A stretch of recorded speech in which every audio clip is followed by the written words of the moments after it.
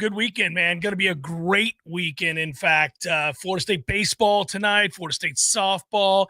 You've got the Final Four tomorrow night for the men, tonight for the women. You've got Florida State football in the scrimmage tomorrow. I will be there, and we'll get a chance to talk about that. What's up, buddy? ANWA final round, Lottie Wode final pairing tomorrow. Nicely done. I would not have worked that in, but you rightly did. I give a damn about the ANWA. Well, I care because she's in it and winning with a chance to win anyhow, and that's, yes. Otherwise, you wouldn't care at all. Well, the course plays, too. It's nice to see that course in advance of next week's Masters. It's just cool to see the same holes. I just suspect it wouldn't have come up if we didn't have somebody about to maybe win it and defend the title from a year ago. But you know what? Amy Bond's done a wonderful job because every year there's at least one Knoll within the final 3 or 4 pairings competing. I enjoyed talking with Amy when I got the Lottie Wode interview last year after she won. And I talked to Amy, and she was a joy to talk to. She's done a great job. I love the golf folks over here. Trey's great. She's great. This has been fun to watch the rise of the program, all of it, golf in general, yeah. It's about 6 weeks from now that we're going to be hosting the regional over at Legacy. We got to go catch that. Yep, we do. I want to talk Florida State football out the gates. And I want to kind of take a snapshot, a look back at the week as we get set to enter into a scrimmage. And I don't know what we're going to learn from this scrimmage. Maybe a lot, maybe a little, maybe nothing. But I feel like now is the right time to take inventory of a lot of things involving Florida State football. There's a perception about me specifically, not to turn this around and make it about me. I just want to address something here. I've noticed it on the social media. I've noticed it in the email inbox. I've noticed it on the message boards. There's a prevailing feeling that I am overly negative. Now, you know me, if you guys have been longtime listeners of the show, I don't care about those perceptions. They're very seldom based in reality. Sometimes they're spot on. Sometimes they're way off. Sometimes they're misconstrued. I have discovered that people hear what they want to hear. They'll take the snippets and the like that they agree with you on, the things that they don't agree with you on, and then somehow conflate it to something different, and it becomes this talking point occasion. And I'll tell you what, it's nice because otherwise nobody's listening. So that's fine. That's fine. And, here's the thing, and that makes me laugh too, Florida man in Texas, in Alabama. It is, by the way, the Jeff Cameron show. So by definition, it has to be about me. It's my show. That said, I don't think that I've been the least bit negative on the whole about Florida State football in terms of a prevailing attitude towards the possibilities of a good or bad season. I think the very nature of the discussion, by definition, when talking about a team that is 2-10 the previous season, it is going to be born of a negative connotation. It is going to have the feel of, at times, woe is me, because steeped in reality is the conversation. And reality is this program is not operating at a high level. It has failed. It just failed miserably. It has failed far too often in the last 10 years for anybody's liking. So I think if you're having an honest conversation, inherent to that is going to be some negativity because, they're not 10-2. They're 2-10.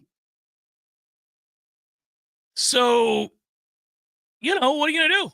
What are you going to do? I mean, it's you got to talk about the situation, and inherent to that is sort of the, hey, little elephant in the room. They're under a lot of pressure here. They got to get it right. Mike's got to get it right. He's under the gun here for this to work out, and I want it to work out. Believe me, I do. They got to have a really good season. You need it. And you're right, BF Knowles. That's correct. But, yeah, again, people hear what they want to hear. But I don't think that it's like I don't walk in here going, I'm going to drag the team today. I'm just going to rip like a new one today. It's usually after we started kind of talking about the realities of a poor recruiting class or having to rely too heavily on the portal again or making note of last season's record or whatever it might be. But it's not because I just feel like being negative. No, that's what happens when you lose. Well, that was one of the conversations yesterday, and it made its way to the boards just about how in the medium term, but this was the solving for the future segment. It's a dicey road here. Like, I really believe, I said yesterday that in the short term, I feel okay. I think this season is going to bounce back at that bare minimum level or better, to where you say, all right, back on firm ground. I love the long-term prognosis and future of this program, because I think we're going to be in Power 2. We're going to have the financial resources to compete equally with the schools and programs that we're trying to compete with. What's going to be difficult is, as you have success, and a bounce back season, that's half of the equation. You got to recruit well, and then if and when you have top level assistants leave for other jobs because other programs take notice of the excellent work you did to help Florida State rebound from 2-10, your stock goes on the rise. You got to land another wave of coaches or retain your coordinators in order to set yourself up for 2, 3, 4 years of success and an upwardly mobile path, because you got to have kids committed to this program. And it all stems back to high school recruiting. And that's the key here. That's the way out, is to have better assets, better players. Well, can you do that while shedding coaches through success? And all of that is based on the notion that we're going to succeed this season. Yeah. Now, if we fail this season, it's super easy.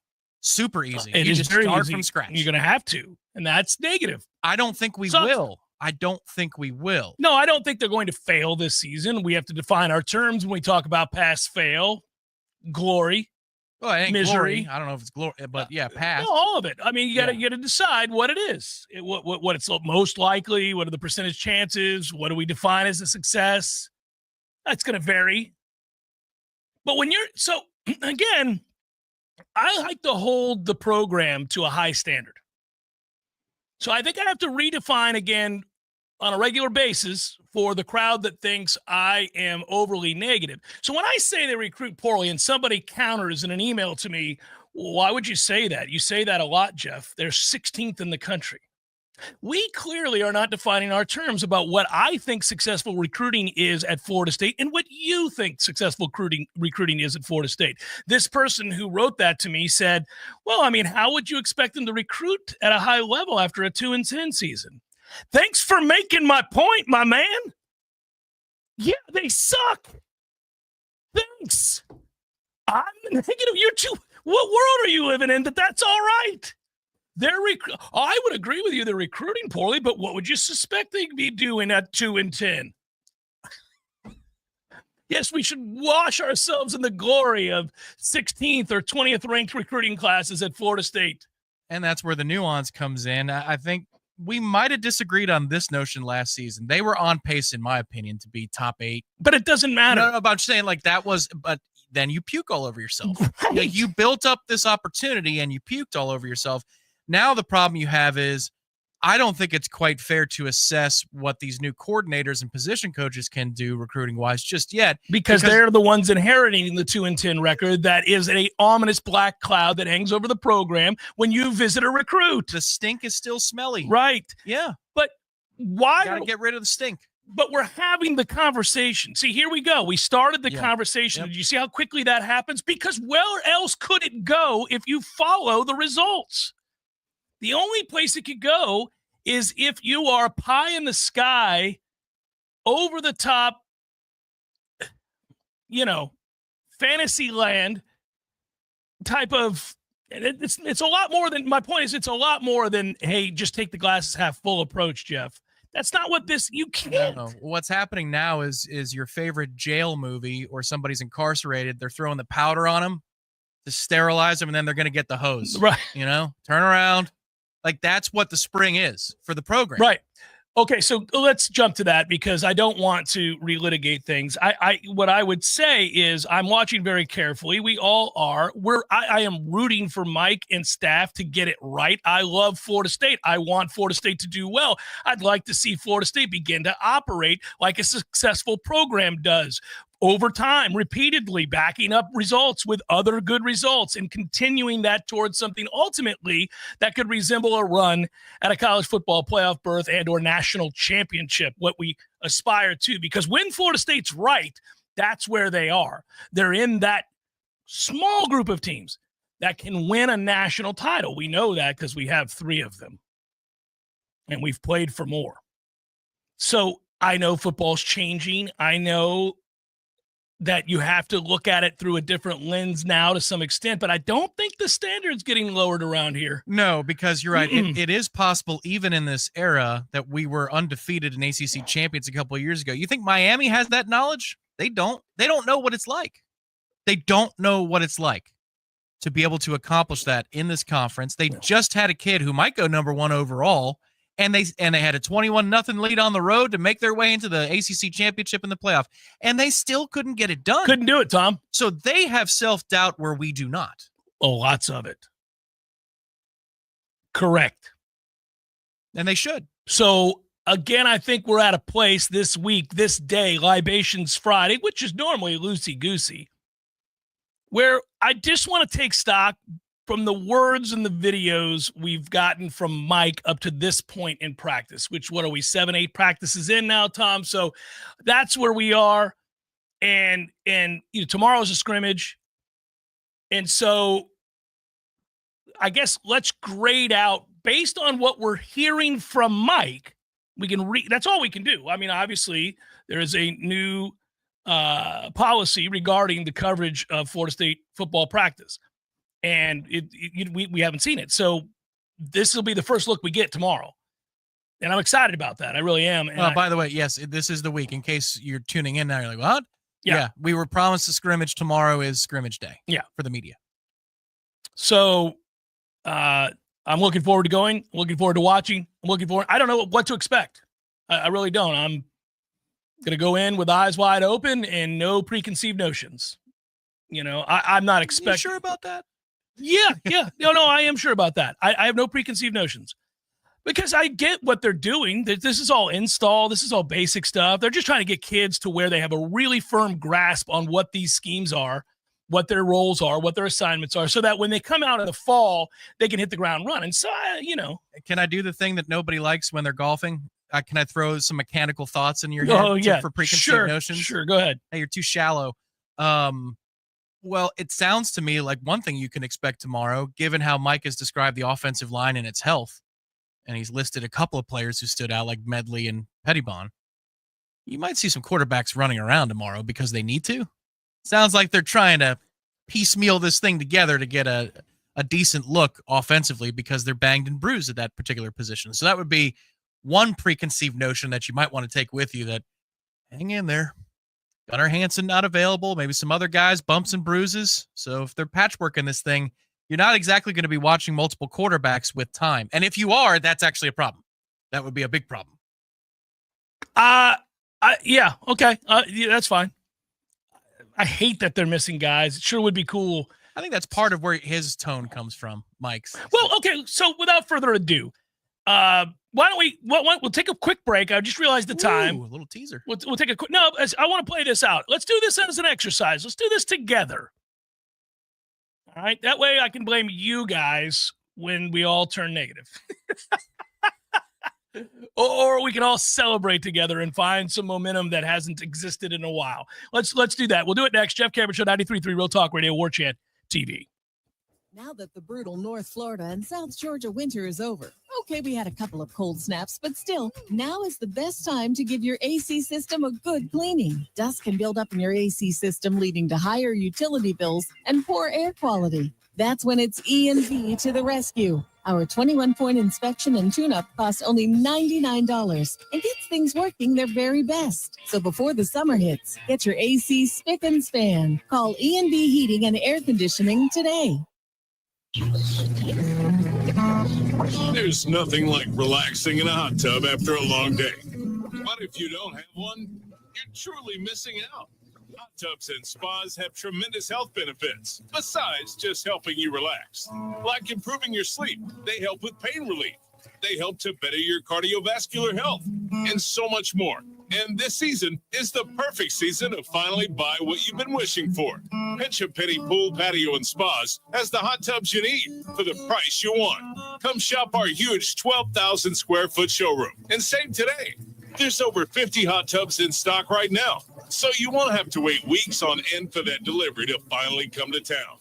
If you're ready to relax, we're here to show you how. Pinch a Penny Pool, Patios, and Spas. Come visit our used showroom at 2473 Greer Road with over 50 hot tubs to choose from. You'll be glad you did. Hey everybody, this is Shannon Young with Cross Country Mortgage. Been in the industry now for 22 years. I just made the move over to the nation's largest retail lender, Cross Country Mortgage, here to serve you in 7 states, including Florida, Georgia, Alabama, the Carolinas, Tennessee, and the state of Texas. Here to offer better service, better rates, and if you were thinking about buying or if you've been on the fence and been waiting to call me, now is the time. You can still find me at loansforknowles.com. That is, again, loansforknowles.com. I've helped thousands of fellow Knowles get into their dream home, and I can't wait to help you get into yours. Give me a call today. I'm at 954-369-6171, or go to loansforknowles.com. Again, that's 954-369-6171, and that's loansforknowles.com. Equal housing NMLS 373031. Like most of us, your home is your greatest investment. I mean, think about it. The financial benefits, the newfound freedoms of purchasing a home can contribute to your family's health and wealth and happiness. Well, with real estate trends pointing to a favorable market for buyers, this is the time to be sure of what you're buying or selling. And that is exactly why Joel Hagen's built ACL Home Inspections, providing you thorough, precise, and efficient service with same-day, easy-to-read digital reports. They'll even go with you on a walkthrough inspection of the home you want to buy. If you're planning to list your house before putting it up for sale, ACL will provide you a pre-listing inspection. Call today, 850-312-8919. 312-8919. Remember, before you buy or sell, call ACL. Science-backed, technology-tracked, and coach-led. Hey, Jeff Cameron here. You've heard me rave about the benefits of Orange Theory Fitness and the proven track record of science-backed interval training. Well, now Orange Theory Fitness has done it again, adding more ways for you to improve your health and look your best. In addition to the always great standard workouts, OTF has added Tread 50 and Strength 50 for those in the mood to just lift for an afternoon or attack those cardio goals for the day. Take the guesswork out of exercise. Make sure you're getting the most out of each and every workout. Orange Theory Fitness, location Midtown Tallahassee and Village Square Boulevard. The Jeff Cameron Show is a production of the Warchant.com Multimedia Network. Check out Warchant.com today for the latest news inside Florida State athletics. That's Warchant.com. Now, back to Jeff on Real Talk 93.3. Rolling on a Libations Friday. It is good to be with you. Appreciate it very, very much. I hope you are doing well. Oh, so you guys, somebody noticed it, and this makes me laugh. I'll thank Greg for putting this up here. I guess he did that. I have no idea. So they've got me in the M frames, Tom. They've also got me in some sort of weird 1980s outfit, which is also hilarious. And but mainly I like the M frames that they've got me in. I have a feeling some M frames are going to be. I could just tell based on the reaction yesterday that there'll be some M frames arriving at the station at some point here. Yeah, if that was the picture that I saw, and I never knew the show, and it was just on a billboard, and it says weekdays 1:00. I wouldn't know what that show is. You wouldn't know what it's about, right? No, I'd have no idea. I think you would think I was a bass fisherman. That's probably the closest thing. I think that's what you would think. You'd look like that dude's a bass fisherman. But he's going to talk about bass fishing. It doesn't say Captain Jeff Cameron Show. Which it should. It should say Captain Jeff Cameron. Because the M frames say one thing, but the background says something else. The M frames say Real Talk 93.3. The background says Mix 100.7 back in Tampa. Now 100.7 is different here. But yeah. It says he's going bass fishing. Or remember the white T-shirt underneath sister it. Station, the Coast, that was part of our group back in the day. The Coast. I forgot about that. Yeah. The guy. That's the Coast's color scheme. So I'm like, I don't know. Could it be music? Could it be talk? I'm really not sure. That'd be fun. Okay, so here we go. Rick, we couldn't disagree more. Football is boring compared to baseball. Baseball is the best sport in the world. I'm going to do 3 hours today of baseball talk for you. Let's get back to the football talk, which is Mike's availabilities, what we've heard, and our reaction to it. So let's start with Tuesday. And then we'll go from there. Fire it up, baby. Some good physicality. Thought there was good speed. We had got some guys that are given a great opportunity, and we're getting a great perspective of exactly where they are. And I think some guys are taking advantage of it and really you're pushing for more opportunity, more reps, with just elevated groups, and then some guys, they've got to push, they got to rise up, they got to respond, and obviously I'm excited to see how it plays out throughout the course of the rest of this week. Okay, that's a mixed bag, Tom. I'm gonna go with that's a mixed bag. There are some things I can give you both. Since somebody's going to take it that way no matter what I say, I'll give you both. On the one hand, that sounds like a guy who continues to be disappointed by a select few players who he has challenged to be better, who he's hoping will turn the corner and get the effing message that where they're at from an effort standpoint is not good enough, that they have not given of themselves the way that he's expecting. He's talked all about this offseason, about the edge, commitment, what a privilege it is to be able to play at Florida State. You have to honor that by playing your very hardest up to your last effort, to be dragged off the field, all these different things that he has said. And there are some people that still are not doing it, and these are people that he had hopes for. And so he sounds like a guy who's maybe going to have to say goodbye. Say goodbye to some guys, or move on, however you want to say it, from some guys that he was hoping would get it. Now, I would look at that. My assessment, if that's in fact the deal, is good. He should move on. Tell those people to take it on down the road. The bad part of it is he still looks somewhat shell-shocked and troubled and forlorn and just sad. I think, well, that could be for a reasonable purpose. If you genuinely care about your players and they're smacked in the face with the reality of 2-10. Yeah, you gotta. How do you show up like that then, right? Is where you're going. Well, yeah, that there's no way that I could fathom, given those set of circumstances, that you're going to give me inconsistent effort. If not now, then you're never capable of it.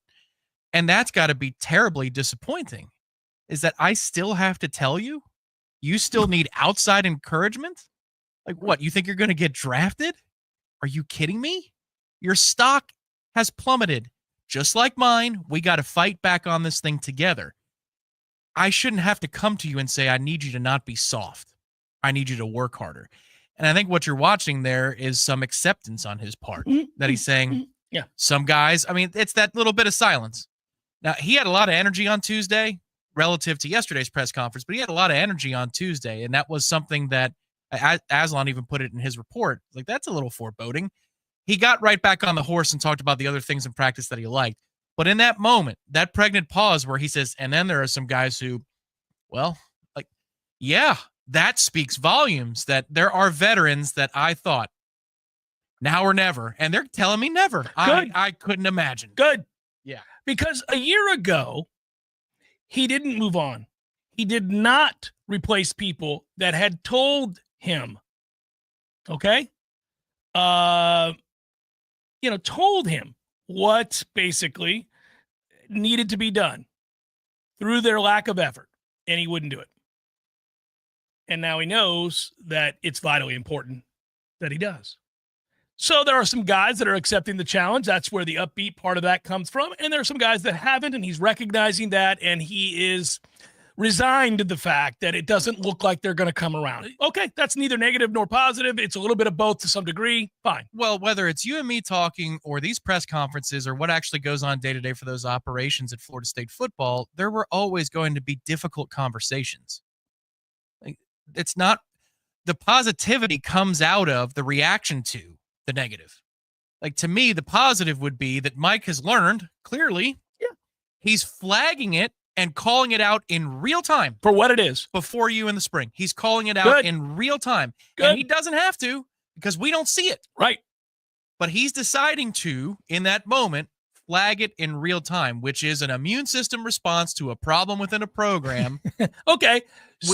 which is something that, to me, I take as a positive. It stems from a negative result, but he's doing what the CEO coach has to do. He said it in his opening presser, that he is enjoying the fact that he can work more one-on-one with players because he doesn't have to call plays anymore. All right. So look, if you watch the climb right now, the stars of that are the assistant coaches. It's all Gus Malzahn and Tony White, right? They have clearly – now, I know why they're doing that. They're doing that because they want to hyper-focus on the new, not what was last year. No reason to do that. They want to show you the new. But in doing so, you really do come to the conclusion that Mike is a step-back CEO coach. Nothing wrong with that. People hear that and they think there's something wrong with it. I said 5 years ago that I thought this is where head coaches were going in college football. They were all going to be CEO coaches. There's just too much responsibility, too many layers of things that you have to do and that you're in charge of and responsible for. You're paid handsomely to do it, but it's a lot. So you're going to have to hire assistants that you trust implicitly with the X's and O's, guys who share philosophies that you agree with, whatever it might be. And then you've got to be free, as you used it, and I'm going to use it here. You got to be the white blood cells. Yeah. You've got to go attack the sickness. You've got to go figure it out as an immune system guy. Yep. And you're free to do so because you're not bogged down by the play-to-play operation. You are overseeing it all. I got time to talk to guys on defense. I got time to talk to guys on offense. I got time to talk to my analysts. I got time to take a step back and take it all in. I don't have to run from segment group to segment group. I can just watch all of this and decide who needs a kick in the ass, who needs an arm around the shoulder, who needs everything in between. Got it. Good. Right. And it sucks. This is a crappy part of the job. I wish I was not doing this crappy part of the job. I think that's the energy, is he's exhausted because he thought that he would see some help with the resolution of this because the players, some of them, some segment on the team, would be more than motivated on their own to handle the issue. And yet he's seeing that, dear God, 2-10 wasn't enough. No, and he doesn't have time. So I don't have time. You don't have time. You don't have time. There's a freedom in that, man. There is a freedom. There's nothing to lose. There's nothing to lose. I mean, look, man, it's all relative anyhow.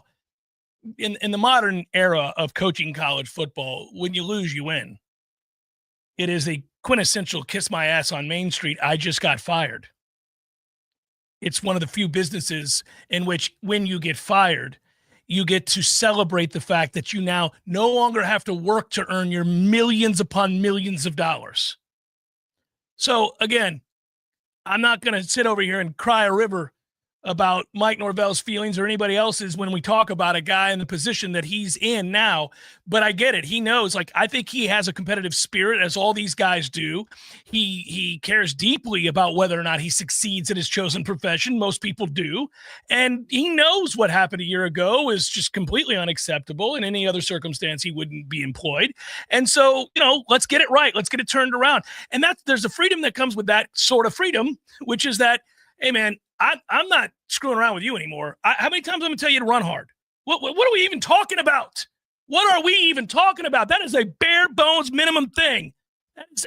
It's assumed you're going to try hard. I wouldn't. It's hard to put yourself in somebody's shoes. It's hard to say what you would do. I don't like it most of the time when I hear people, describing something sort of a crisis that occurred somewhere, and they're like, "Well, I would have." You don't know. You don't know, but I do know this. I know that if I saw a kid not try and he was on last year's 2-10 team, he just wouldn't play. Like if we started spring practice and you were still doing that, you're just not going to play. We're done. You can go stand over there. I'm not doing it. And I think what you're seeing is two things. His conscience, because he knows what's about to happen. He's like, I'm watching you fail before my eyes. Which hurts. It hurts for a lot of reasons. I care about you to not fail. Yeah, for a lot of reasons. And you're failing. Right, sure. But I believe that he believes I think he genuinely in the cares, kids. But I do too. If I didn't, I would say, yeah. And so you're seeing that part of it. And then also, this is going to be a heavy lift. Again, tough conversations. Really, That's what happens coming out of 2-10. Yeah. And the weight of the task before him, I think, is what you're seeing. And yesterday was a worse version. What Tuesday was almost a little warning shot of what was to come. Well, that was interesting. Yeah. And we're going to play some more clips. We'll do it when we come back from this break. But we'll do it. We'll stagger this. It's interesting. And by the way, Joey, I want to answer your question in the chat. It's Friday, buddy. Let's go. Let him fly. Let's go. Interactive, fun day. Let's do it. All right. They don't want to fire Mike. They don't want to fire Mike. This is like, so even if you think that, Tony White or Gus Malzahn could be the next head coach of Florida State, if for that to happen, you'd have to fire Mike. And if you fire Mike, you still owe him all the money. All of the money. That's why he didn't get fired a year ago. They couldn't afford to fire him. They don't want to fire him. And they don't want to fire him not just because of the money, but let's not pretend that's not a very big consideration. They are hemorrhaging money. They don't want to have to pay him to not be here. Well, they also, Tom, believe in him. They believe in him because he has had an undefeated regular season. That did happen. It is to be acknowledged. I just want to point out they did come in $20 million under budget on the construction project, and so they decided not to hemorrhage money, but to spend it on the jumbotron. So the hemorrhaging thing, they did a good thing. They saved 8 figures until they didn't, and then they reinvested it in the new panels. So again, they don't want to fire him, but listen, I know that's what you're saying. What I'm saying is that they may be confronted with the reality that they must do that if this season goes poorly, because you at that point start doing the cost benefit analysis. An empty stadium is a problem, and let them go sub 500 this year with that schedule, especially with all of the new amenities that they need to sell out. Yeah, absolutely. What happens if the founders don't want the suite anymore? That's not good. Now I'm sure they actually have a commitment of multi-years, but if he's fired, then this becomes an easier segment to do. I think our discussions are all built on the foundation that they're going to bounce back in 2025, because if they don't, this becomes super easy. It's a moot point. Yeah. There is nothing else whole to new talk regime. about. Yeah. Yes, Done. that is correct. I don't know how you wouldn't be at least 500 this year with that schedule. I mean, you got 2 built-in wins. You have to win 4 games to go 500. 4. I mean, the 2 you can't lose. You cannot lose them. It's physically impossible for you to lose them. So you're not going to lose 2 of the games. They're the second and third games of the year. So then we just get to the other 10 games. All right. So even if I give you that you're going to, right now you're an underdog specifically in 4 of those, I'll let you lose all 4. I'm not happy about it. It sucks, but let's just say we do that. You mean you can't beat Virginia and Stanford and the rest of these suck-ass teams in the ACC? Well, then you shouldn't be here. You're right. It's very easy. It's very, very easy.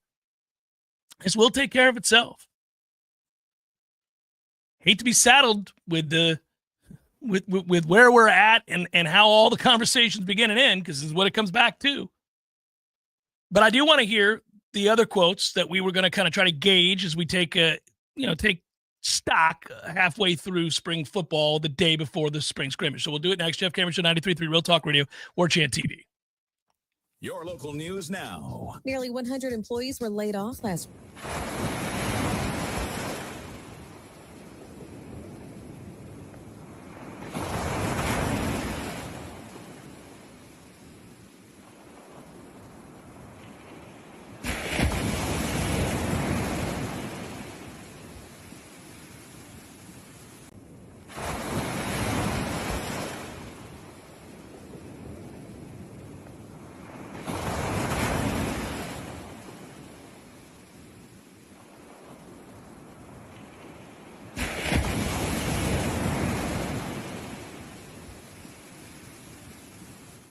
Unions. The letter goes on to detail what specific jobs are being laid off, along with the number of impacted employees. This is Rachel Anae with your Real Talk 93.3 local news update, brought to you by Macklemore Systems, Tallahassee's go-to Mac store. Check them out online at MacklemoreSystems.com.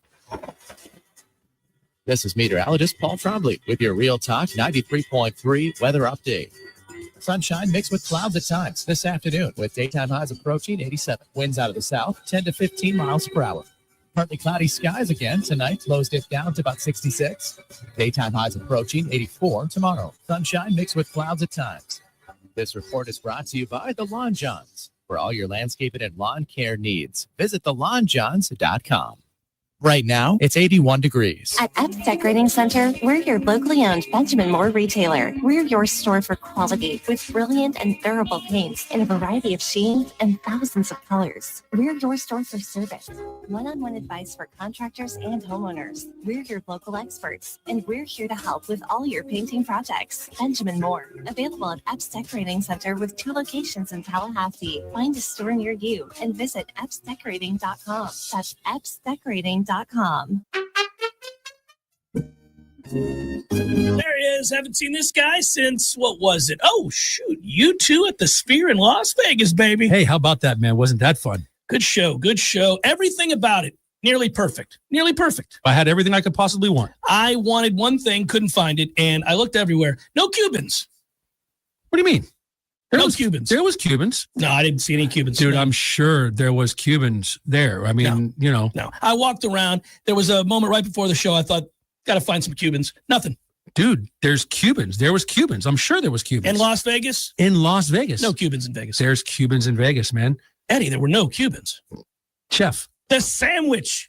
There were no Cuban sandwiches. You're Cuban. Of course I know there were Cubans there. Oh, the sandwich. Yeah, no, there probably wasn't many there in Vegas. No Cubans. No, not yet. Gordo's bringing the flavor and flair of Cuban food to Tallahassee since 1996.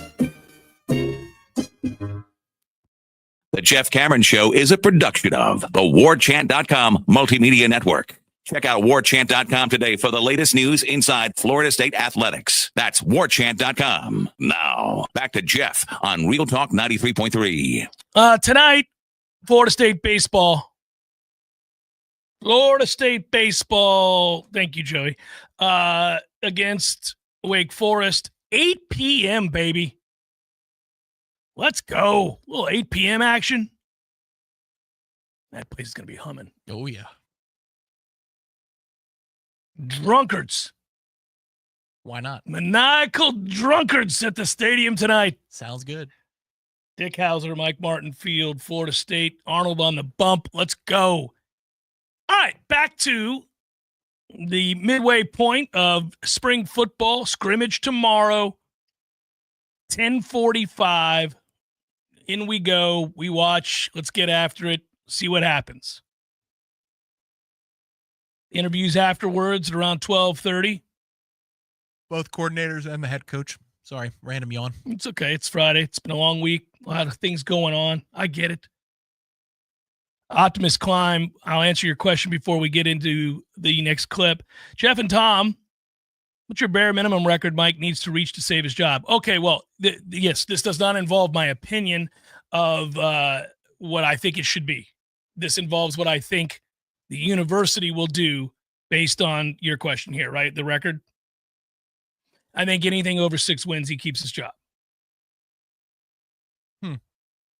Okay. I think if he goes 7-5 or better, he'll keep his job. 6-6 firing may be in the cards. Maybe. 5-7 definitely. If not, we'll scream to high heaven and it has to happen. I will yell to the mountains for just to get it off my chest. Yes. No, you should at 6-6 as well. I think you should at 7-5, but that's just again. I think you should name the 7, right? Yeah. No, I think it should be. He should have to go 8-4 or better. But I don't think that's what the university will do, again, because of the money. It depends on how the 7 look. Is it a front-loaded set of wins and then you lose out in November for 3 straight weeks? I think that at 7-5, the manner in which you arrive at the 7 matters. 8-4, unequivocally, you move forward. Yeah. 6-6, I think unequivocally should be ball game, but we'll see. I would agree with that. Another non-winning season? Yeah. That's problematic. But we went to a bowl. That's problematic. Yeah, because you would win 6 games in a year in which you had East Texas A&M and Kent State on your schedule to go along with Stanford. And, come on. Come on. No, I don't even like to think about it. I get upset thinking about it. It bothers me. Look, if we go 6-6 or 7-5 and we don't make that move, then at that point we're confirming that we're really poor, cash poor. Like last year, the amount of money is huge. And in a way, you could say they reinvested it right away by spending a lot of money on the coordinators. Okay, fair. But if you had another data point and you didn't make the move, then I think it's fair to say, well, they're biding their time until they get to the Power 2. They spent all their money on 2.0 coaches for Mike, and so they're a little cash poor right now. Can't make the move. Let's hear from Mike Norvell. And wait, before we do it, Tom, I think it would be good for all of our sake. Let's do a reset here. Go ahead and hit that first clip we already heard, and then we'll quickly move on to the next clip later in the week, just so we have something to gauge it against. I want you to hear the tone again. Some good physicality. I thought there was good speed. We had got some guys that are given a great opportunity, and we're getting a great perspective of exactly where they are. And I think some guys are taking advantage of it and really you're pushing for more opportunity, more reps with just elevated groups, and then some guys they've got to push, they got to rise up, they got to respond, and obviously I'm excited to see how it plays out throughout the course of the rest of this week.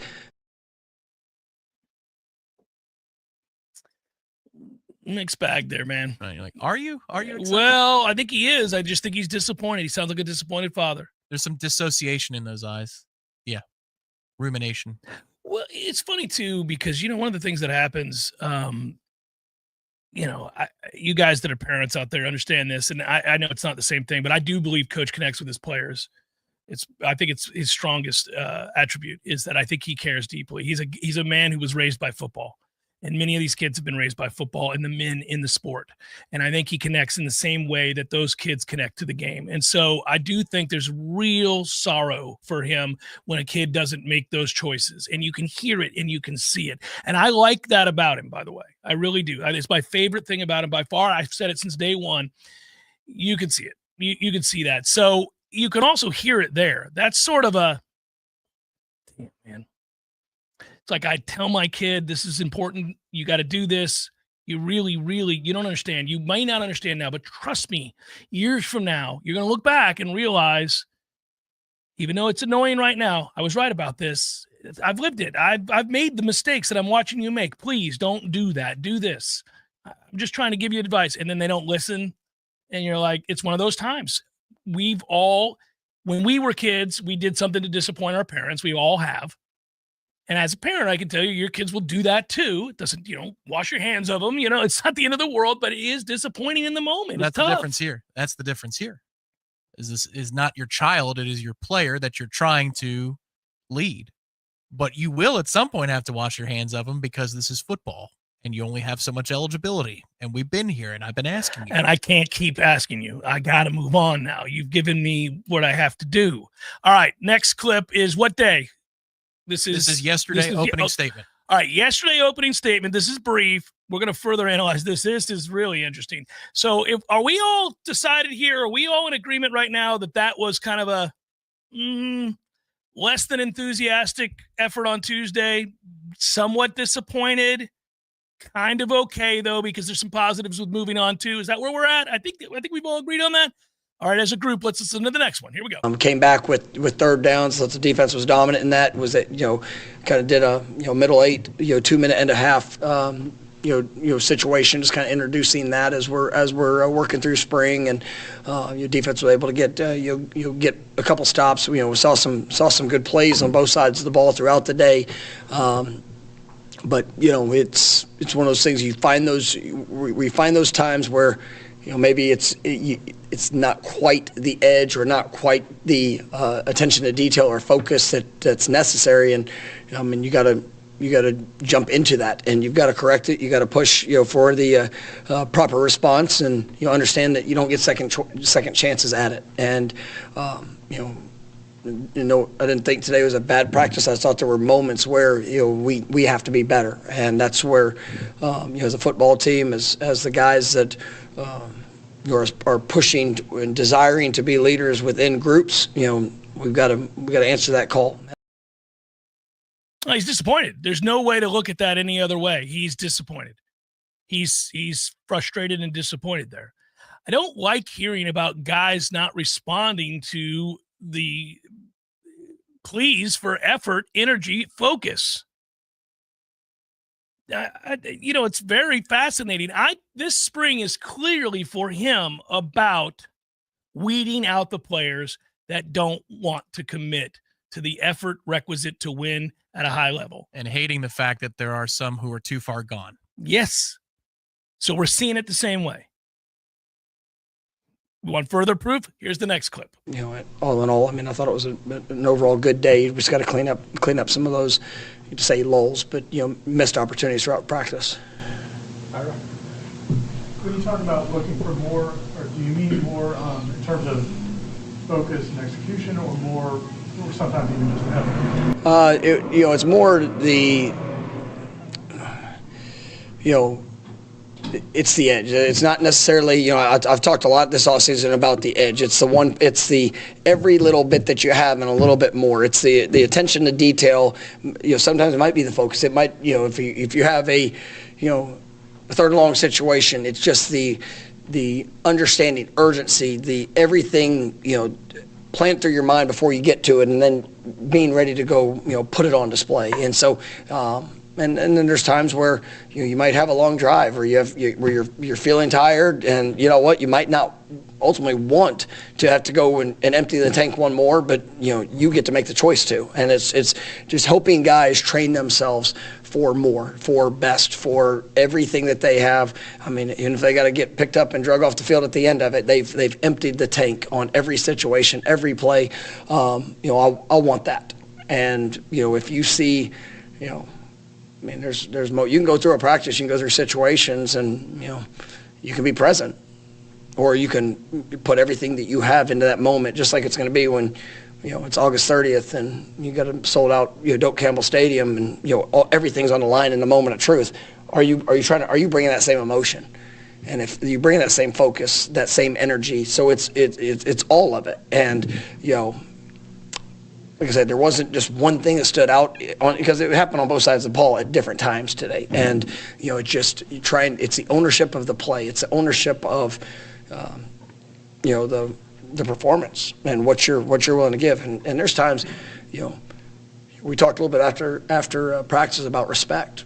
And there's a respect of this program of what things need to look like and what it need to be, and we have to earn it. And we have to earn it every single day. I've got to earn our players' respect. They've got to earn the coaches' respect. Obviously we get to earn respect with how we play and what we do. And there's an appreciation for where we are and what we get to represent. So it needs to be put on display, even when you don't feel good, even when you might find yourself in a challenging circumstance. You look back and been through seasons where they're undefeated regular season championship game, and I look at that team and there's 4 times we were down 10 points. One of the times it was to an FCS opponent. But what did we do in that moment? Like, what did we do in that moment? Where do you go? And when you have guys that it doesn't matter who, what, when, where. Like it's about the response. It's about the next play. It's about that toughness that's been created and developed. That those things have to be earned, and that's what we're fighting to earn. Not ideal. Less than ideal. Correct? Does that not sound like a guy who is very, very frustrated with not all, but several players that are not giving the kind of effort that is necessary? He sounds, I don't know another way to describe it. He sounds depressed. He sounds angry and depressed. Not angry in that, like, oh, I'm mad at the world. Angry that, like, God, these guys are going to make me move on from them. They're going to make me. It's the same sort of energy that we were talking about just a moment ago. That's what it sounds like to me. I think he's a little crestfallen. Yeah, I don't think there's any other way not to be. Coming off of that season, you expect that people are going to have a fire under their butts and ready to right the wrong. And it doesn't sound like it's there for the entirety of the roster. It's not to say that it's not there for some, because he's raving about some of the younger players, but Of it's course. almost those players are, and the transfers, those players are untouched by the suck of last year, and they're unaffected by it. And I think that's the difference for many. Now, it's not to say that there aren't holdovers from last year that aren't doing the right things, but he's disappointed. He's disappointed. And this is part of the heavy lift to correct the problem. Yeah. You can look at it a lot of ways. I think this was a necessary thing. He's giving you the emotions that he has. He's being open enough about that. That's a positive thing, yeah. Well, it also means that he's doing the work. You can't do that work and be happy about it. That would be the psycho that comes in and works for the corporation that loves when they slash employees, who's like, hey, I just optimized you. Like, he is feeling the weight of it and the loss of it. And that, to me, means his conscience is intact, which is a good sign. Well, it's what we talked about. He has the freedom now. Look, it's Gus that's addressing the offense after practice. When you watch these videos, it's Tony that is obviously in charge of the defense. Mike is stand back now, as you said, trying to cure what ails a program as a CEO coach, and having that overall view of what's going on. He knows he's got to weed out the elements that have really drugged this thing down into the muck, and it's got to hurt because he knows there's some kids that he really liked and had high hopes for that he's going to have to tell at the end of spring it ain't happening. And now and it's your fault because you didn't try. That's gotta suck. Hour number 2, forthcoming. Stay with the Jeff Cameron Show, 93.3 Real Talk Radio, Warchant TV.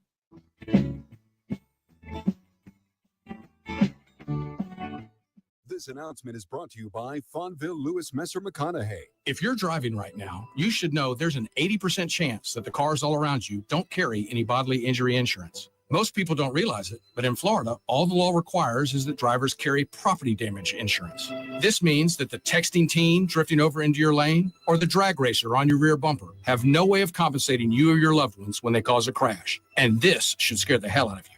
Fortunately, there's an easy way to protect your family from this, and it's called uninsured motorist coverage. It's an absolute must, but a lot of insurance companies are convincing folks to drop it just to save a few dollars. Take it from the personal injury experts.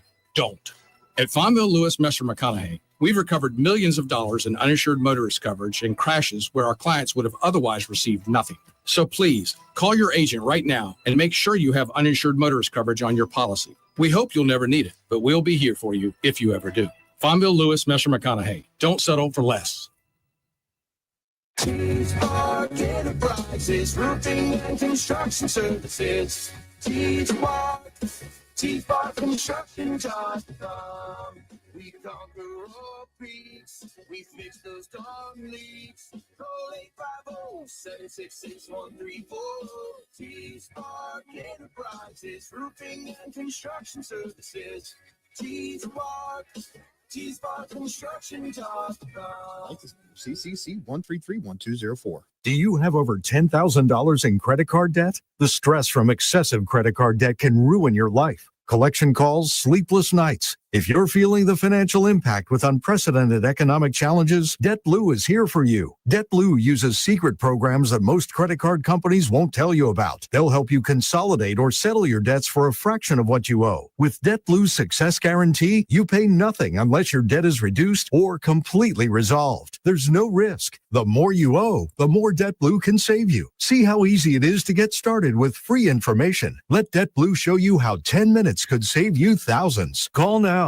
800-200-6895. That's 800-200-6895. I'm just living sky high right now. So I'm very thankful for it. And the team at DebtBlue are phenomenal. They're able to work with you. They're great. Call for your free debt resolution information now. 800-200-6895. 800-200-6895. There's fun to be had every night at the Corner Pocket. Take home prizes on Trivia Tuesdays and Beer Bingo Thursdays. And kickstart your weekend with Martini Fridays. Plus happy hour runs every weekday and game day specials every time the Knowles take the field. Watch all the best games at the Corner Pocket's Vegas Wall, featuring 560 inches of flat screen TV heaven. Oh, really? The best food, the best drinks, and the best place to watch all the games. Tallahassee loves the Corner Pocket. Coming up next, more of the Jeff Cameron Show. Live and local on Real Talk 93.3. WVFT, Greta, Tallahassee. Your sports flash update on Real Talk 93.3 in Tallahassee. NBA basketball, the Orlando Magic defeat the Washington Wizards yesterday 109-97. Paulo Banchero had 33 points, also a career-high 18 rebounds and 8 assists. Magic now get a 4-day break. They'll play Atlanta coming up on Tuesday. The Miami Heat, they had their winning streak come to an end. They lose to Memphis yesterday, 110-108 on a buzzer-beating shot. Tyler Hero scoring 35 points. Up next for Miami, they will host Milwaukee coming up on Saturday. NCAA men's basketball, the Final Four taking place tomorrow in San Antonio. It includes Florida matched up against Auburn. In the college basketball crown yesterday, Central Florida, they get a win against Cincinnati, 88-80. This Sports Flash is presented by Progressive. Bundle auto and home, renters, or condo insurance and save with Progressive. I'm Matt Pauley on Real Talk 93.3. Now at Verizon, we have some big news for your peace of mind. For all our customers, existing and new, we're locking in low prices for 3 years, guaranteed, on My Plan and My Home. That's future you peace of mind. And everyone can save on a brand new phone on My Plan when you trade in any phone from one of our top brands. That's new phone peace of mind. Because at Verizon, whether you're already a customer or you're just joining us, we got you. Visit Verizon today. Price guarantee applies to then current base monthly rate. Additional terms and conditions apply for all offers. One of life's greatest mysteries has finally been solved. Who let the dogs out? It's Spruce, the new hardworking, worry-free weed and grass killer that's safe for use around people and pets. When used as directed, spray the leaves for visible results in just 1 hour and dead weeds in just 1 day. You spray, they play. Weeds die by the next day. Find Spruce wherever weed killers are sold. When I get home from work, I'm ready to relax. So I call Swain Pools and Spas and put that pool in the back. I call Swain Pools and Spas. Now I'm so good, I can run when I want to. Truckloads of new and used Caldera and Hot Spring Spas are available now at Swain Pools and Spas. Don't wait. Get to Swain Pools and browse the best inventory to find the spa of your dreams. These won't last long, so come see us today. Just look for the huge sign on Tharp Street or call 386-7113 for Swain Pools and Spas. I know what you're thinking right now. Where can I find a place to get my car fixed and also check out some awesome new hot tubs and spas while I wait? Well, you're in luck. Because when you bring your car or truck in to get serviced at Tallahassee Car Care, it's under the same roof as Swain Pools and Spas for tires, brakes, batteries, tune-ups, oil changes, and all the service you need to get back on the road. Choose the certified technicians at Tallahassee Car Care. Drop by our shop on Tharp Street or visit online at TallahasseeCarCare.com.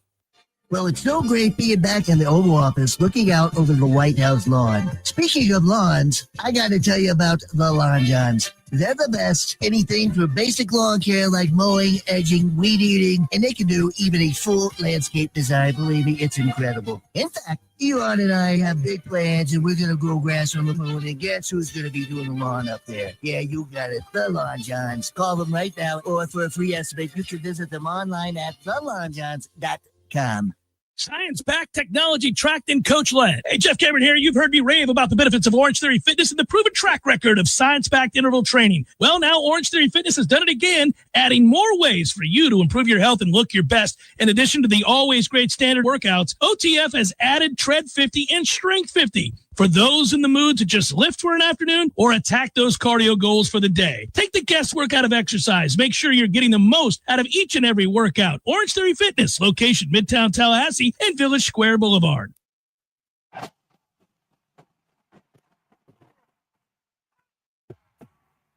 Broadcasting live from Florida's capital city, this is the Jeff Cameron Show, brought to you by Orange Theory Fitness on Real Talk 93.3. Now, stop what you're doing and listen closely. It's time for the Jeff Cameron Show in 5, 4, 3, 2, 1.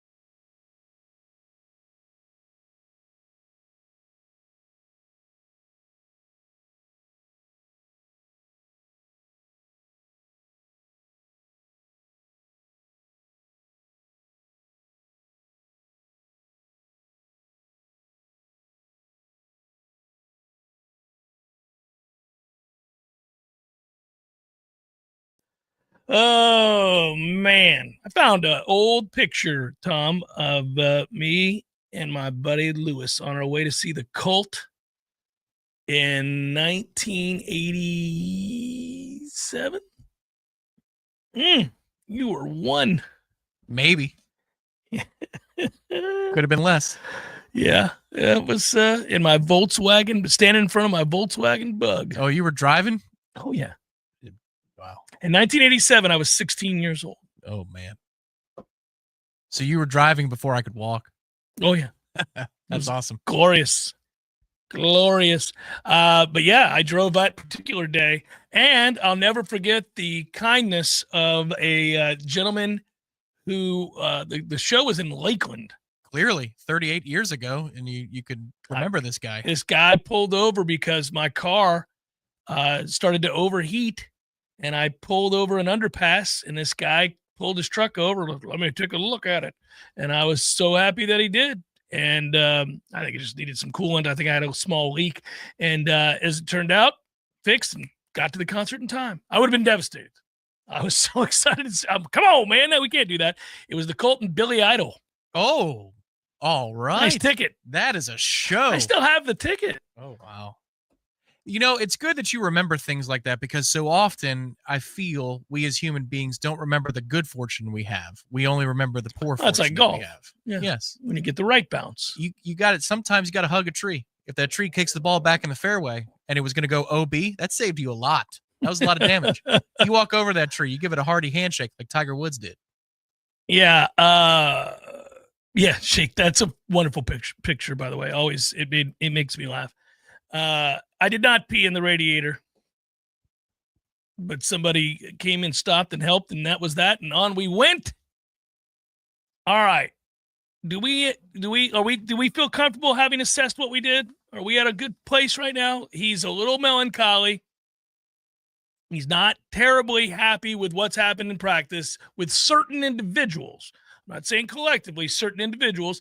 And then I think from there, I would say that is also a positive thing while being a negative thing.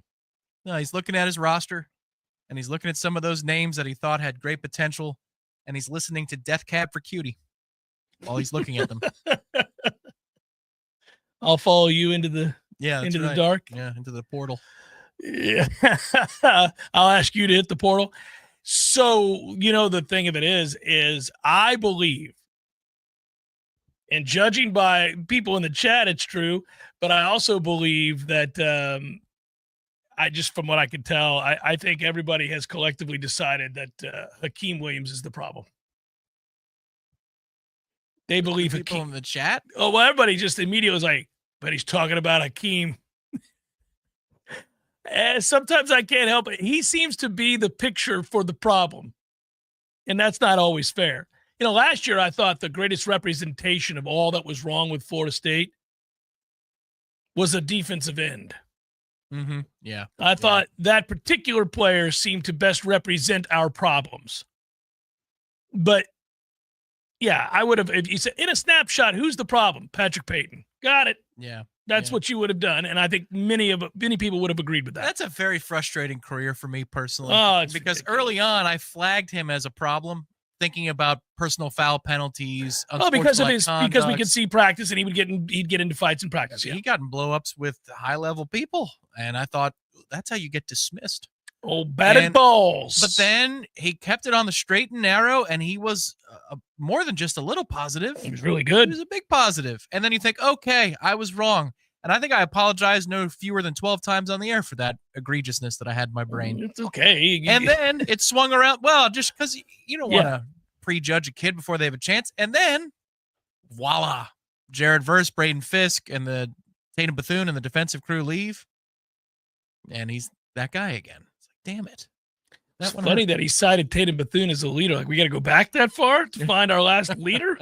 I don't have that clip, but that was part of yesterday's. Yeah. Come on, man. We got nobody since then that you think is a leader? There have been a lot of leaders around this place. Tatum Bethune was a leader. Warwick Dunn was a leader. Yesterday I was watching, so I was I was working out. This area where I was working out has all these TVs, and they'll have ESPN on one, the news on another, or something else over here.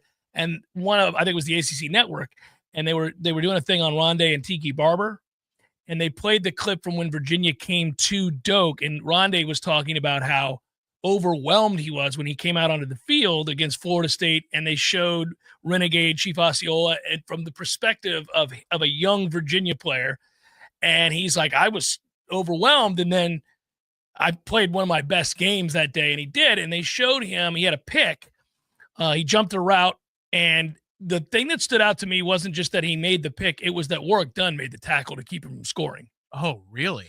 And it's a nice form tackle from Dunn, who had played corner. Yeah. And people forget that. But when you see the interception, he's to the house. He's gone. But if you want to see effort, Warwick Dunn is like, nay, you're going nowhere, sir. And he makes that tackle. Wow. Well, little did I know until this moment that we can thank Florida State for helping prepare Rondé Barber to live up to the moment in the vet in 2002. Yeah, when he closed it down. Shut it down. Because there is another raucous atmosphere in which he jumps a route. Now, nobody caught him. They didn't have Warwick Dunn on that roster. No. Well, and also that was a McNabb throw that was most unfortunate from the perspective of a Philadelphia fan. I mean, you can't make that throw, brother. Ooh. Woo, that's a tough That's thing. a no, as it hasn't left his hand Yeah, yet. no. There's no catching him in that moment. Batteries to throw. Oh, man. I've got to throw my old Aunt Edna now. You're going on the field. That was that. That was the end of that. As soon as you saw it, you went, all right. No coming back from that. But yeah, anyhow, it was just made me smile and really like, to me anyhow, I really like the effort and the angle that they shoot that with, so that you can see just how tough of a play it is that Warwick Dunn makes. Sorry about that. I was reading something at the same time that I was trying. He did say Jaylen Brown is looking good, and have that clip Well, play that clip because I actually don't like it. Well, I'm going to explain why I don't like it. It's not how he says anything. The lead-up question is from Corey asking about, are there any receivers that were here last year that are emerging? And I think everybody in the room is leaning in for. We're waiting to hear, is Hakeem Williams doing anything to get us excited about? Hakeem?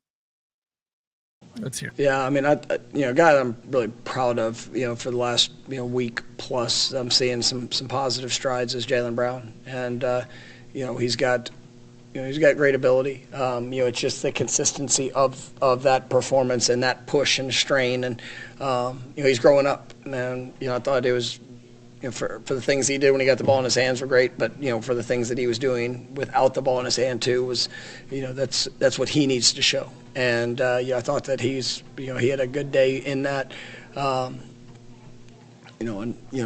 Guys like Elijah, that Hakeem is continuing to work and push. I mean, so the guys that have been here, there is progression and there is improvement, and we're challenging them every day to go be more, and I think they're responding to it. All right, thank you, Coach. Thank you. You know my favorite part about that? Every coach, every human being has a tell. And I really think that his tell is the third thing he mentions. The third thing that he mentions in any answer to any question is the thing that's not happening. He says it is, but it's not. That's it, right? If we were playing cards and the third thing he said is like, maybe I have a king. He does not have a king. He doesn't have it. So it's just like the other day when he was doing the injuries.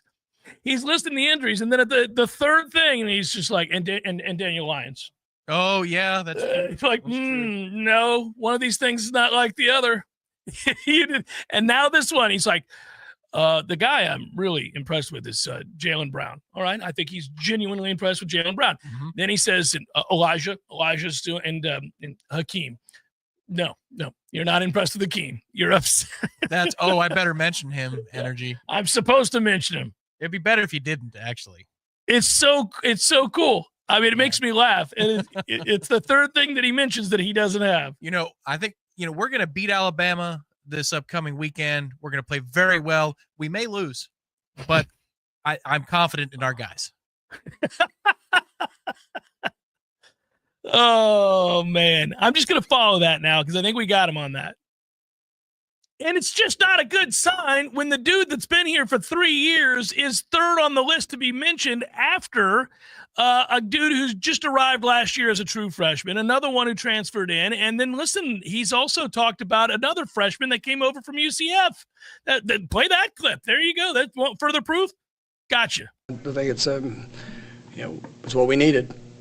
Like, you got a couple of young guys that have come in and, have proven that they are ready to compete. And, I think Javen, he's done really well. You see, like, there's still more. I mean, he's not a finished product right now, but you see the competition, you feel his presence.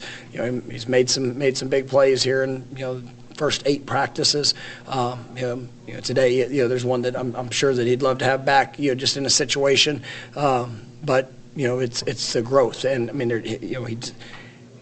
I can see already he's not one that gets rattled. He's if he has a good play, bad play, whatever it is, he wants to get coached. He wants to go get better. Tayshaun Gelsey, very similar.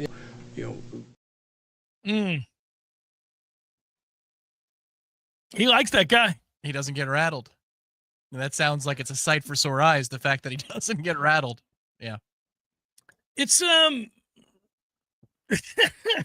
it's great. I love deciphering this stuff. It's similar energy to the Elijah Moore discussion last year, except I take from his answer that Boggs is more game ready now than Moore was in his first camp, which was last fall, because he would speak on Moore's athletic ability and explosive playmaking ability, but he would always hedge language-wise about Elijah Moore that he doesn't know where he's going. You can always hear it, yeah. With Boggs, he still is saying, not a finished product, but you can tell that Boggs is closer through 8 practices than Moore was through 8 practices to actually hit the field. And he's got a whole nother camp because Elijah was not an early enrollee, whereas Trayvon is. Yeah.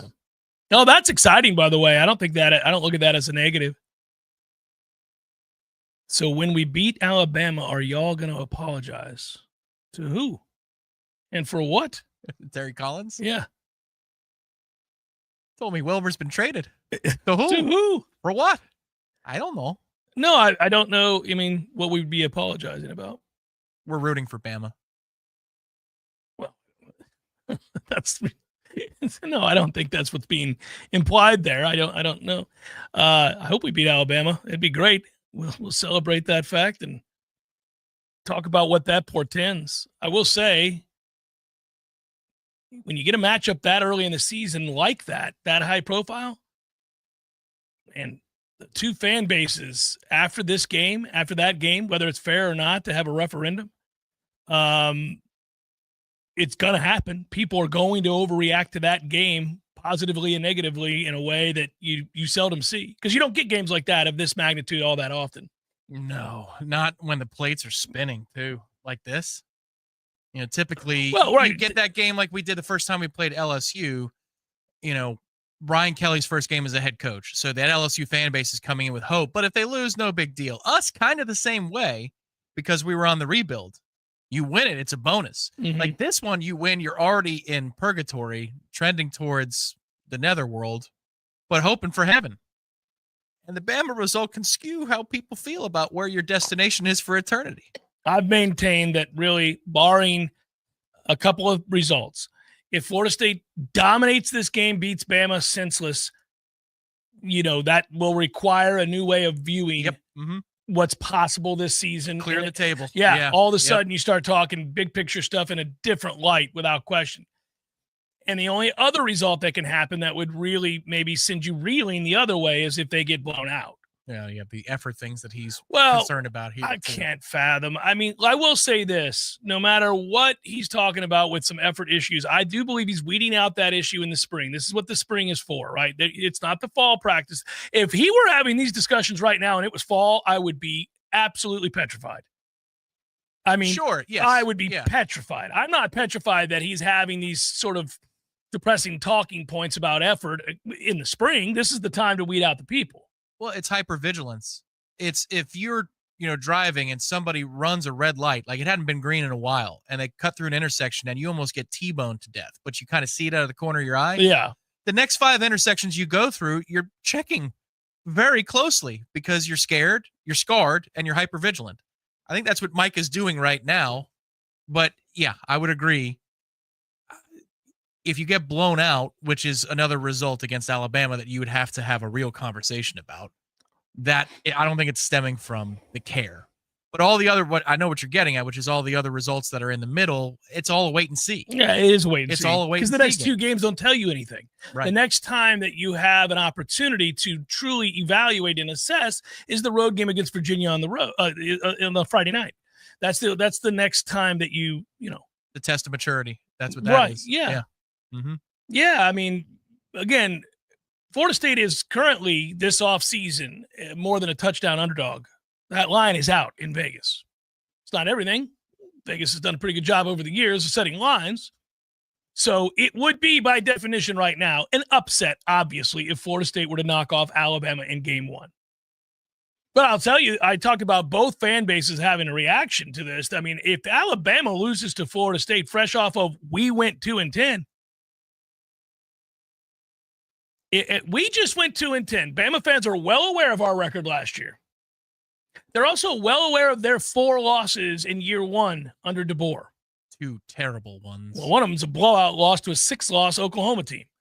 So they're very well aware of all of that.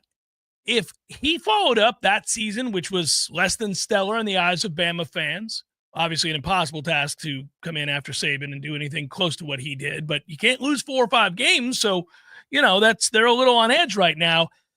Let him fool around and come in here and lose to Florida State by any score.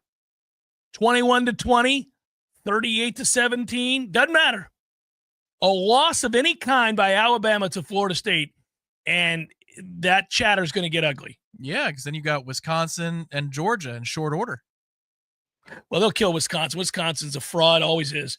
But everybody else, yeah, the other stuff. If they're capable of playing it close with USF for multiple quarters, yeah, maybe some noise has gotten in that locker room, and they could still beat Wisconsin 17-10. But you would go, "Oh my God!" I don't know why, but I think if I could bet it right now, I'm going to bet Bama by 21 over Wisconsin. Especially after that loss to Florida State, because I feel bad for Wisconsin after Alabama gets their asses handed to him here in Tallahassee, because that Bama team that gets on the plane to go to Whiskey, or they're hosting them, I don't know.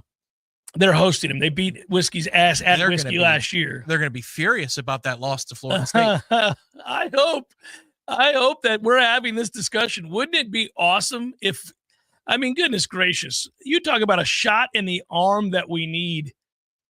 Florida State knocking off Alabama would send some ripples throughout the college football world. It just would. And you want to talk about a catalyst for recruiting. We've been pretty dormant in recruiting. We have. If you beat Alabama game 1 after the season we just had, buddy, recruiting should spike. There's no way. And this is the other thing. We talk about Mike in his CEO role as a coach these days, right? Might he be better able to lay eyes on whatever dysfunction there is in the recruiting mechanisms they have in place? Like he said, they analyzed the entire top to bottom situation with the program after last year, right? They had a complete overhaul and assessment and analysis of operations.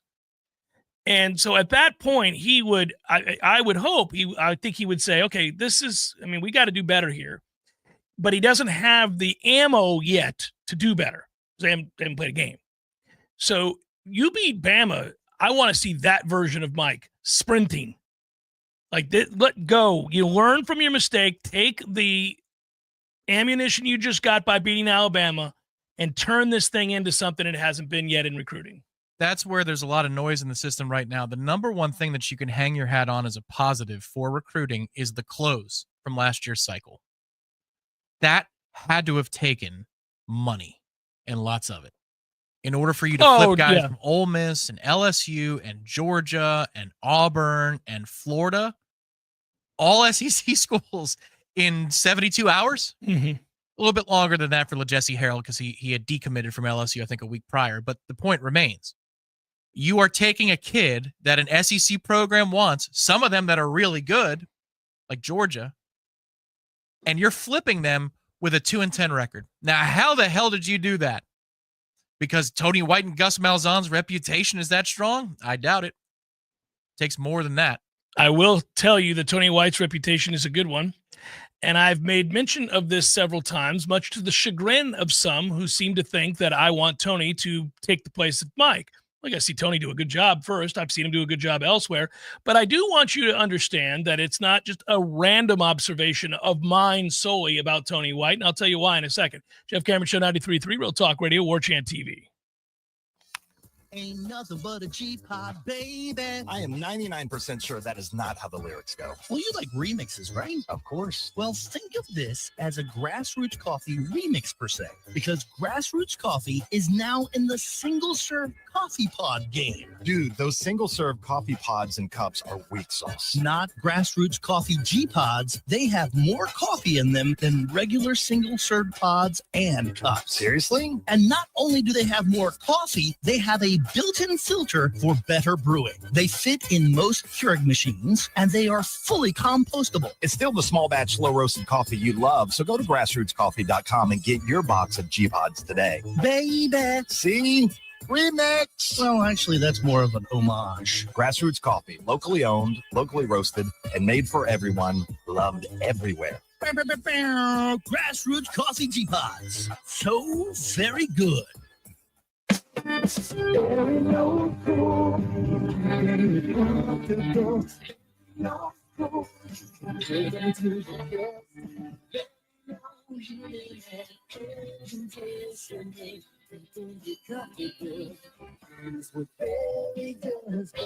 No matter how busy life gets, your home is the place where your family and friends show you they care and celebrate with you. That's why the professionals at Barano Heating and Air Conditioning always make sure your home is comfortable. Just like those who matter to you most, Barano will always be there for you. This is Tyler from Barano Heating and Air. Now you can schedule an appointment, purchase or renew your service agreement, or pay your bill from your mobile device. Any day, anytime, anywhere. When you turn to the experts at Carrier and Barano Heating and Air. Online at baranoac.com. Florida license number CAC 1816186. There's nothing like relaxing in a hot tub after a long day. But if you don't have one, you're truly missing out. Hot tubs and spas have tremendous health benefits, besides just helping you relax. Like improving your sleep, they help with pain relief. They help to better your cardiovascular health, and so much more. And this season is the perfect season to finally buy what you've been wishing for. Pinch a Penny Pool, Patio, and Spas has the hot tubs you need for the price you want. Come shop our huge 12,000 square foot showroom and save today. There's over 50 hot tubs in stock right now, so you won't have to wait weeks on end for that delivery to finally come to town. If you're ready to relax, we're here to show you how. Pinch a Penny Pool, Patios, and Spas. Come visit our huge showroom at 2473 Greer Road with over 50 hot tubs to choose from. You'll be glad you did. Gather around Tallahassee, it's time to fire up the grill and make some unforgettable family memories, courtesy of Hearth and Patio. Whether it's juicy steaks, succulent burgers, or those special family recipe ribs, they've got the grills that will make your backyard the hottest spot in town. From gas to charcoal, they have the perfect grill for every meat lover's dream. Call Hearth and Patio today, where the quality of your cookout is their passion. Give them a call today, 850-727-4282. That's 850-727-4282, or online at hearthpatiotallahassee.com. Science-backed, technology tracked, and coach-led. Hey, Jeff Cameron here. You've heard me rave about the benefits of Orange Theory Fitness and the proven track record of science-backed interval training. Well, now Orange Theory Fitness has done it again, adding more ways for you to improve your health and look your best. In addition to the always great standard workouts, OTF has added Tread 50 and Strength 50 for those in the mood to just lift for an afternoon or attack those cardio goals for the day. Take the guesswork out of exercise. Make sure you're getting the most out of each and every workout. Orange Theory Fitness, location Midtown Tallahassee and Village Square Boulevard. The Jeff Cameron Show is a production of the Warchant.com Multimedia Network. Check out Warchant.com today for the latest news inside Florida State athletics. That's Warchant.com. Now, back to Jeff on Real Talk 93.3. I mentioned that, or Tom mentioned actually, that it would be the reason that this is partly a difficult task for Mike is that even if they succeed, you still have obstacles to deal with because of said success. Yeah, there was a guy on the boards yesterday that I love his handle. It's Venetian Salami, which is a reference to the court case with the ACC where they were using Venetian Salami as a precedent. Mm-hmm.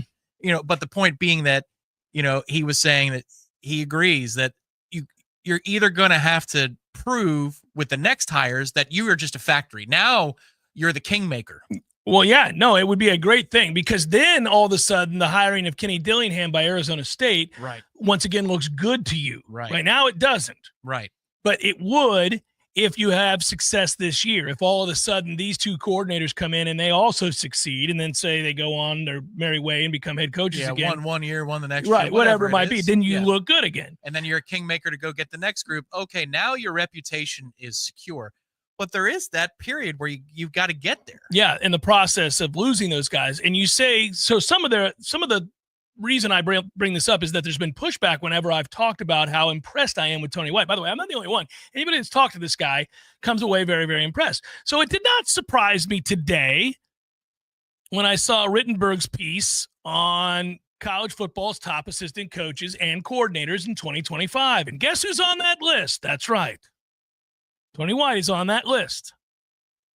And it's under the heading Splashy First-Year Hires, and you read as follows. Florida State defensive coordinator Tony White. He took a big chance on himself this offseason, leaving a comfortable situation at Nebraska, which finally got back to a bowl game, for a Florida State program where Coach Mike Norvell must deliver after a major step backwards.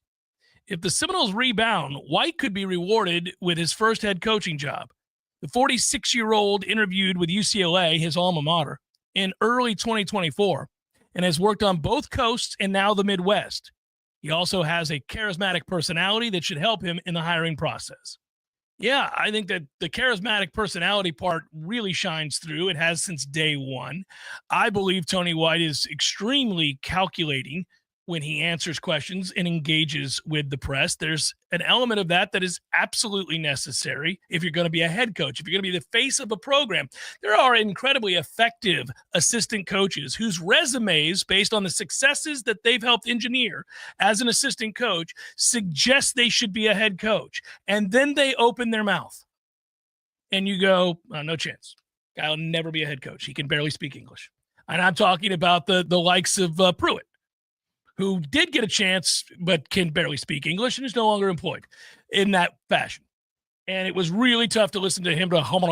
He sounded like a moron every time he spoke. And it was difficult.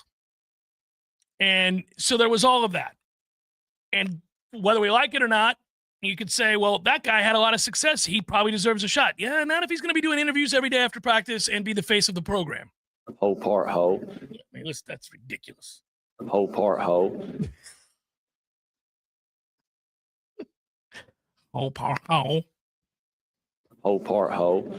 Anyhow, that was his answer to me asking him how we install the new defense and whole part whole. That was a great segment because in the era before this, where there's instant live chats, you got an answer via Twitter of somebody who just maybe email, somebody who broke deciphered, it down. Yeah. Yes, that's a phrase that we use in the South here is whole part whole.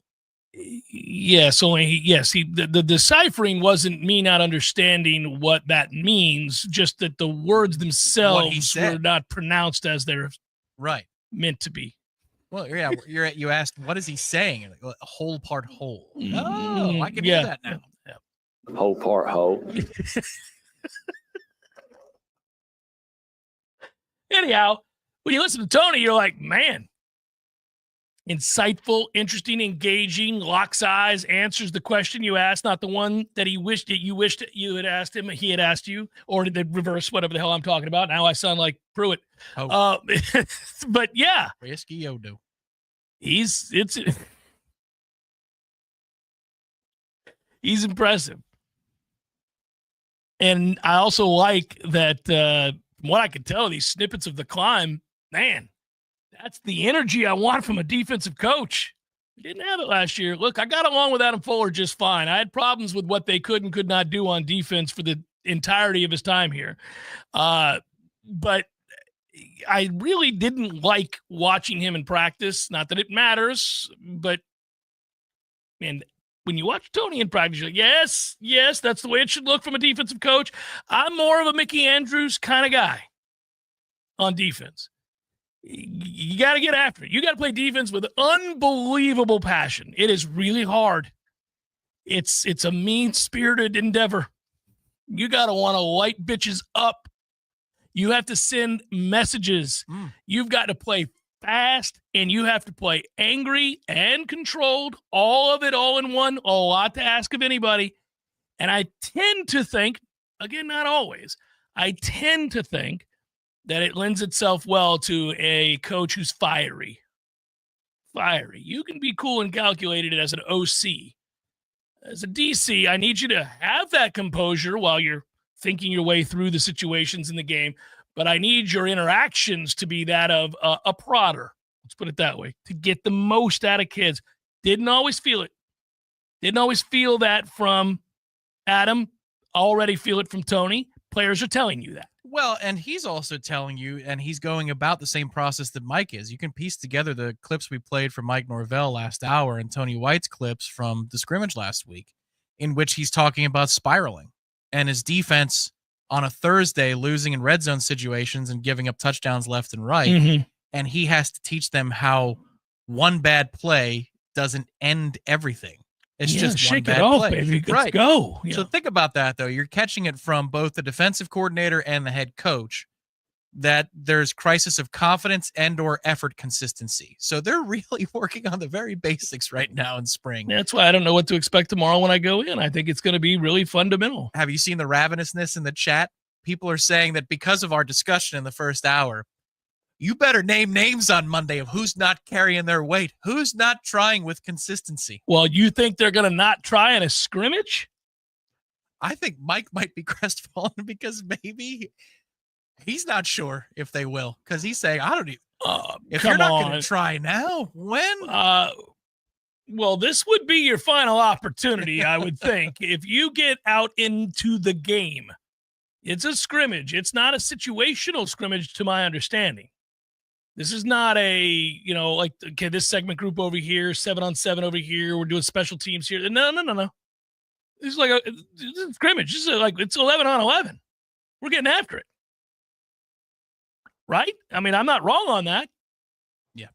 That's what it is. They're going to the ground, all of it. We're playing, Hey, nice, football right? Tomorrow. We're playing football tomorrow. You're excited to see some guys get brought to the ground? Dog, I am, buddy. I'm ready to see some hitting. I'll answer that on Monday. Caught a whisper. Now, I can't speak to all practices, but at least some of the practices that are not scrimmages include people being brought to the ground. How about that? Actual football tackling, at least in some of the practices. I can't pinpoint which ones for you, but dudes being brought down to the ground via a defender. Yeah. Known as a tackle. Let's go. That's interesting because the way that Gus had described it in that luncheon and the caginess with which Mike was answering questions about physicality, it didn't sound like that they were going to introduce tackling level physicality to basic practices. It was going to be reserved for the scrimmages. But interestingly enough, it's made it to the practices, at least some. I had a suspicion it might. Look, if you're going to try to get guys to play with a certain demeanor and toughness, and you're talking about making them tough, and Gus wants to run the ball, and the defense wants to be able to stop the run, that's part of physicality and bowing your neck and being tough. That travels, by the way. That's a beautiful thing. Well, then you have to tackle. You can't do it with thud and walking around. I mean, you're going to have to hit each other. Today, guys, we're going thud walking around. Yeah. Gotcha. You're down. He's down. Beep, beep, beep, beep, beep, beep, beep. You got it. Zach. You're going to have to hit some people, baby. Gonna have to hit some people. That's the way it works. What do I do with my thing? I lost my stuff, Tommy. I want to thank our friends at Tried and True Consulting. They have been fantastic partners. I'd like you to check them out. Tried and True also stepping up big. You can see it on the screen right now. 10% of their net revenue going to the Battle's Inn. You can scan that QR code, learn more about what they do, what they provide, point of sale and processing, menu boards, ad boards, invoicing, mobile, the whole thing, man. Anything your business needs, and they're saving you money. Knowles helping Knowles. You can start with something simple like those ad boards, which further illuminates what it is you do and for others to find out. So do that or give them a call, 844-464-6653. It's Jeff Cameron Show, 93.3 Real Talk Radio, Warchant TV. Your local news now. A Tallahassee man was left injured and...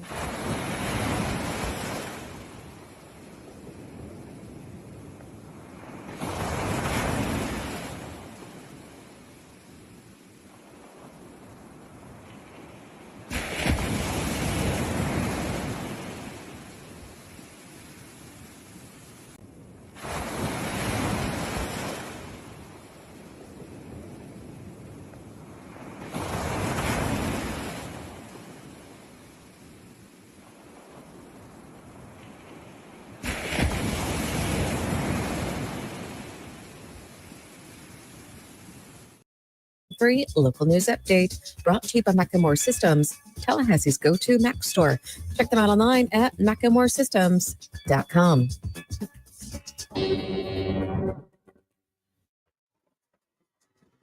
This is meteorologist Paul Trombley with your Real Talk 93.3 weather update.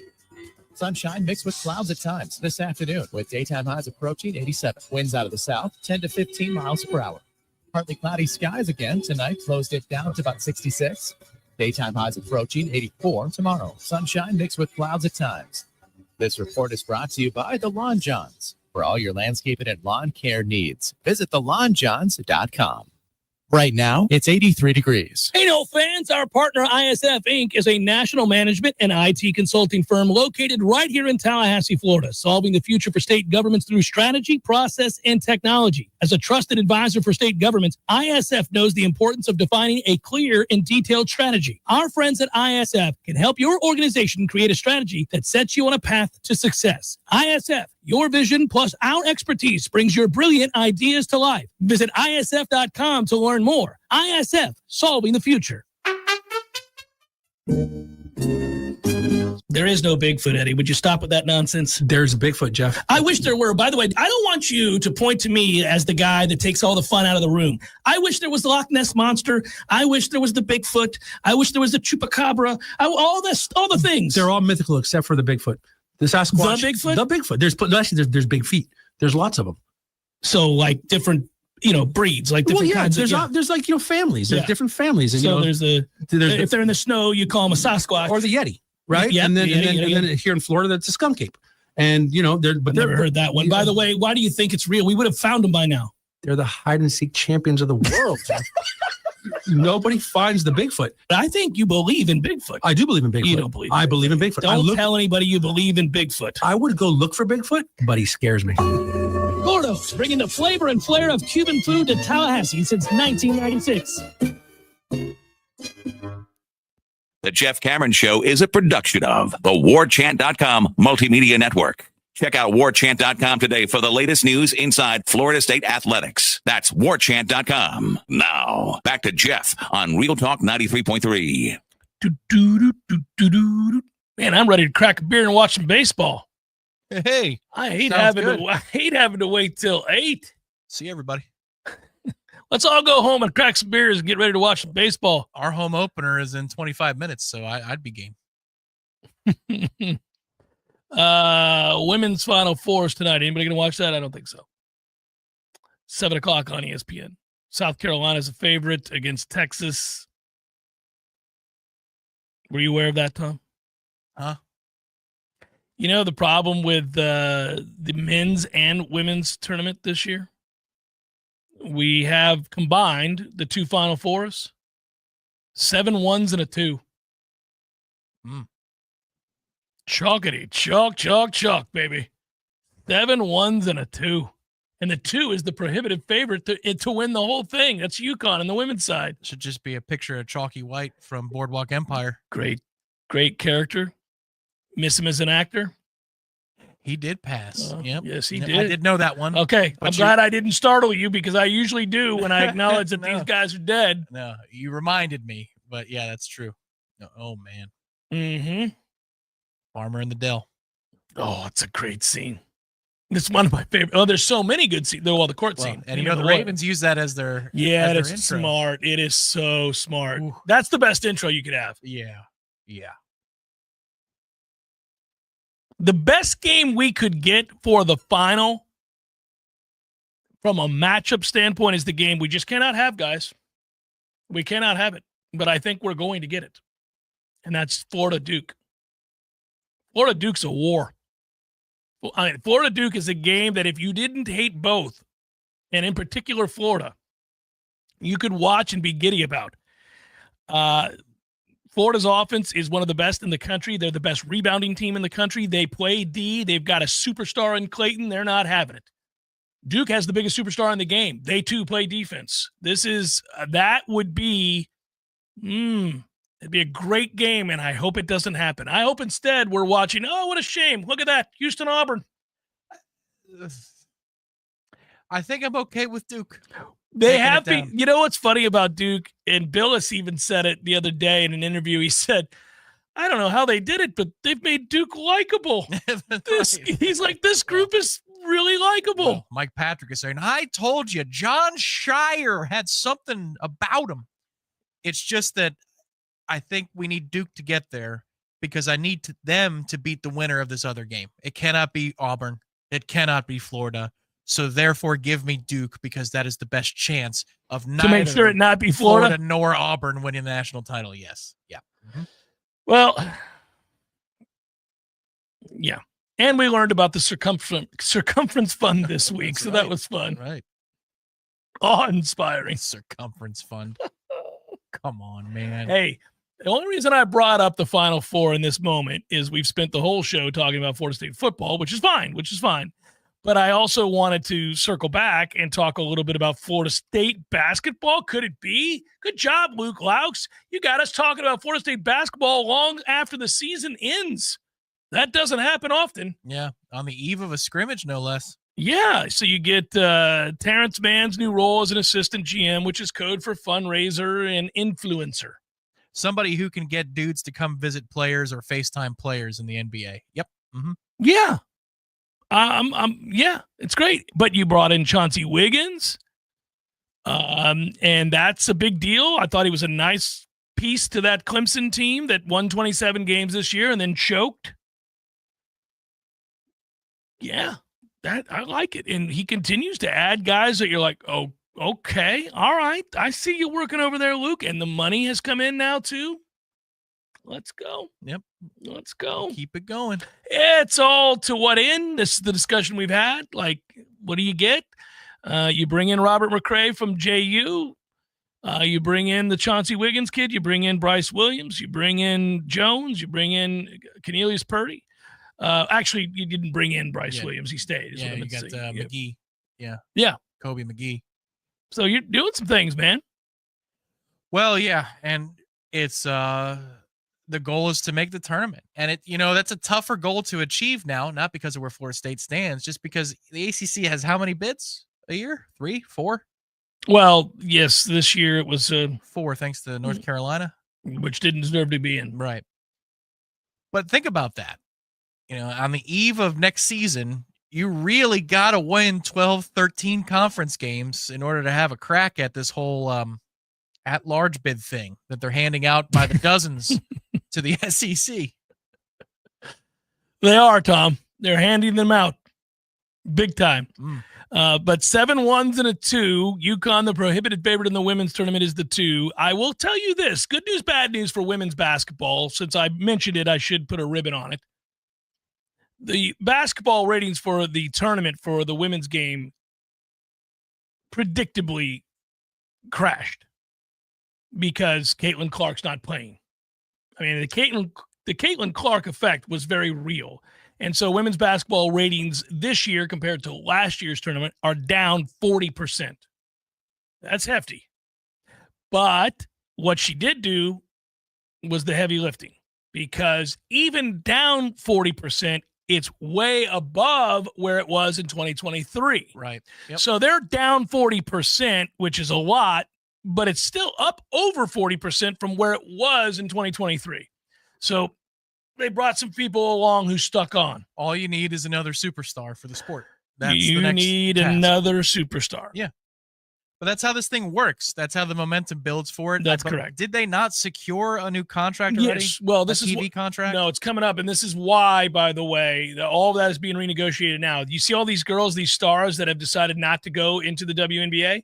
It's because they can make more money in college basketball than they can in the WNBA. That's a fact. Right. Their contracts for the stars that are returning, like Tanaya Latson, will make more this upcoming year. Did she sign yet? Did she go to South Carolina? Where did she go? I don't know. I didn't see a follow through, just that she was in. Yeah, she's leaving. So she's going to make more money wherever she goes than she would make if she went to the WNBA right now. But that's not true the following season. So everybody's putting it off. They're going to go get whatever they can get now, which is more than they would get under contract with the WNBA for whatever professional team drafts them. But the new TV deal is going to provide a flood of cash to the league, and now the salaries will be raised accordingly, and now it will be more profitable for kids to go on to the WNBA. But until that time, they're just going to stay in school and make their NIL money. Right. Yeah, but what you have is a Tiger Woods effect, where everybody else in the league should be saying, thank you very much. Yeah, without question. The other kind of sports story that doesn't have anything to do with what we've been talking about today, but we knew it was headed in this direction. I don't know how many of you saw this, but one of the biggest stories coming out of the NFL owners meeting is that the league also, in addition to all the rules we talked about yesterday, changing that we liked, most of them anyhow, they announced a Christmas Day triple header. Well, you say to yourself, so yeah, Netflix, Amazon Prime, all three games are on streaming services. This is where this is all going to go. Only 4 years after Prime scored the first exclusive NFL game package with Thursday Night Football, the league is turning to two huge streamers, not linear TV networks, to complete basically a Yuletide takeover of the NBA. What they've done now is they've said, we've decided to take your audience. You used to own Christmas Day, now we do. Netflix passed on a chance for the bid to the NFL draft, but it did pony up for this. And they're going to add a giant streamer like Google, YouTube to coverage in 2026 also, by the way. What are you laughing about? I just got an email in my inbox from a guy who's saying that the comments on the show have been absurd and too sunshine pumping. We're setting the fan base's expectations too high with the coordinator hires. It's a 3-paragraph email. I just thought the timing of that is so funny. Because I've been told all week that I'm the most negative Florida State football guy there is. There is the middle way. I told you, everybody hears what they want to hear. Yeah. You're a part of the reason this fan base has unrealistic expectations for this upcoming season. What? I don't think he's listening to the right show. I'm under the impression that we'll lose to Alabama. I don't think Mike is going to make it out of this conundrum. I wasn't a fan of the Gus Malzahn hire. Do I have to make anything else clear? I do like the Tony White hire. All right. Admittedly, he was aiming it directly at me. But okay. Yeah. Well, you're the problem, buddy. I must be, because get it together. I think this year is going to be a successful season in that you're going to have to win 8 games, and I think you're going to win 8. But it's not Florida State successful. It's Mike keeps his job successful. That's the difference. There's a huge difference between Florida State program tradition successful and Mike keeps his job successful. It's about 4 wins out of 12. That's the difference. It's a fun conversation because everybody certainly has an opinion and are passionate about their favorite team after a season, the likes of which none of us have ever witnessed. And, there's anger, there's reverberating sort of tensions underneath the surface. You have those that are like, washing my hands, done with you, you got to go. And those were like, hold on, man, I don't want to start over. And the dude did win a bunch of games a couple years ago. And then there's everybody else. And that's most people, like somewhere in between those two extremes. I feel like you can have the conversation easily after that season in which you are hypercritical of Mike Norvell without it being, a sign that you're a hater. Right. No. Could you possibly have it if you couldn't have it after that? You're the hater, and I am unabashedly optimistic, and I'm creating false expectations for this fan base. It's way too high pie in the sky. And so, therefore, I think we're doing a good job. Maybe we're balancing it. You're too hateful, and I'm way too optimistic. I may agree with the emailer. You love to throw around this 8-4 dreamlike season. I don't know, buddy. That's a dream? We'll see. Okay. I don't know how you go from 2 wins to 8 wins, but we'll see. Well, you add 6 more. Yeah, I'd like to see him. Yeah. We barely won the one that we won. The other one's an FCS game. I don't know how you go from 13 to 2, but it's possible. It's possible for him. Yeah, that was something to behold. Shannon Young made a move. Did really well. Top 1% loan originator. That's impressive. He's kicking ass, and he's doing so with Cross Country Mortgage, and he can do so for you, serving in different states, 7. Florida, Georgia, Bama, Tennessee, Texas, and the Carolinas. All right. Better rates, better options, faster response. We like it. His passion, unwavering commitment to you, always in place, and he's a no, baby. Make it happen. You're shopping? You want that house? Loansforknowles.com. Loansforknowles.com. Final hour forthcoming. Stay with. It's live.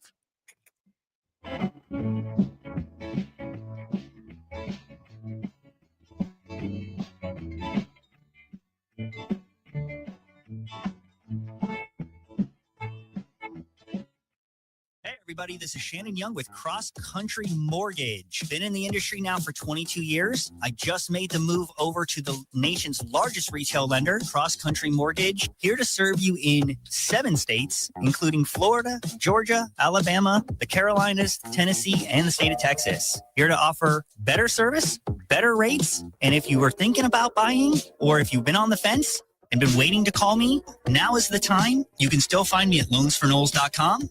That is, again, loansforknowles.com. I've helped thousands of fellow Knowles get into their dream home, and I can't wait to help you get into yours. Give me a call today. I'm at 954-369-6171, or go to loansforknowles.com. Again, that's 954-369-6171, and that's loansforknowles.com. Equal housing lender, NMLS 373031. Widden Glass has been taking care of business since 1945. When you call Widden Glass, you're dealing with experienced, reliable professionals who offer only the best. Like Widden's top-of-the-line bath enclosures that provide style and luxury at an affordable price. Eye-catching storefronts are a specialty at Widden Glass. We'll help you design it and install it. Widden Glass, the first name in glass replacement. Call 222-5781.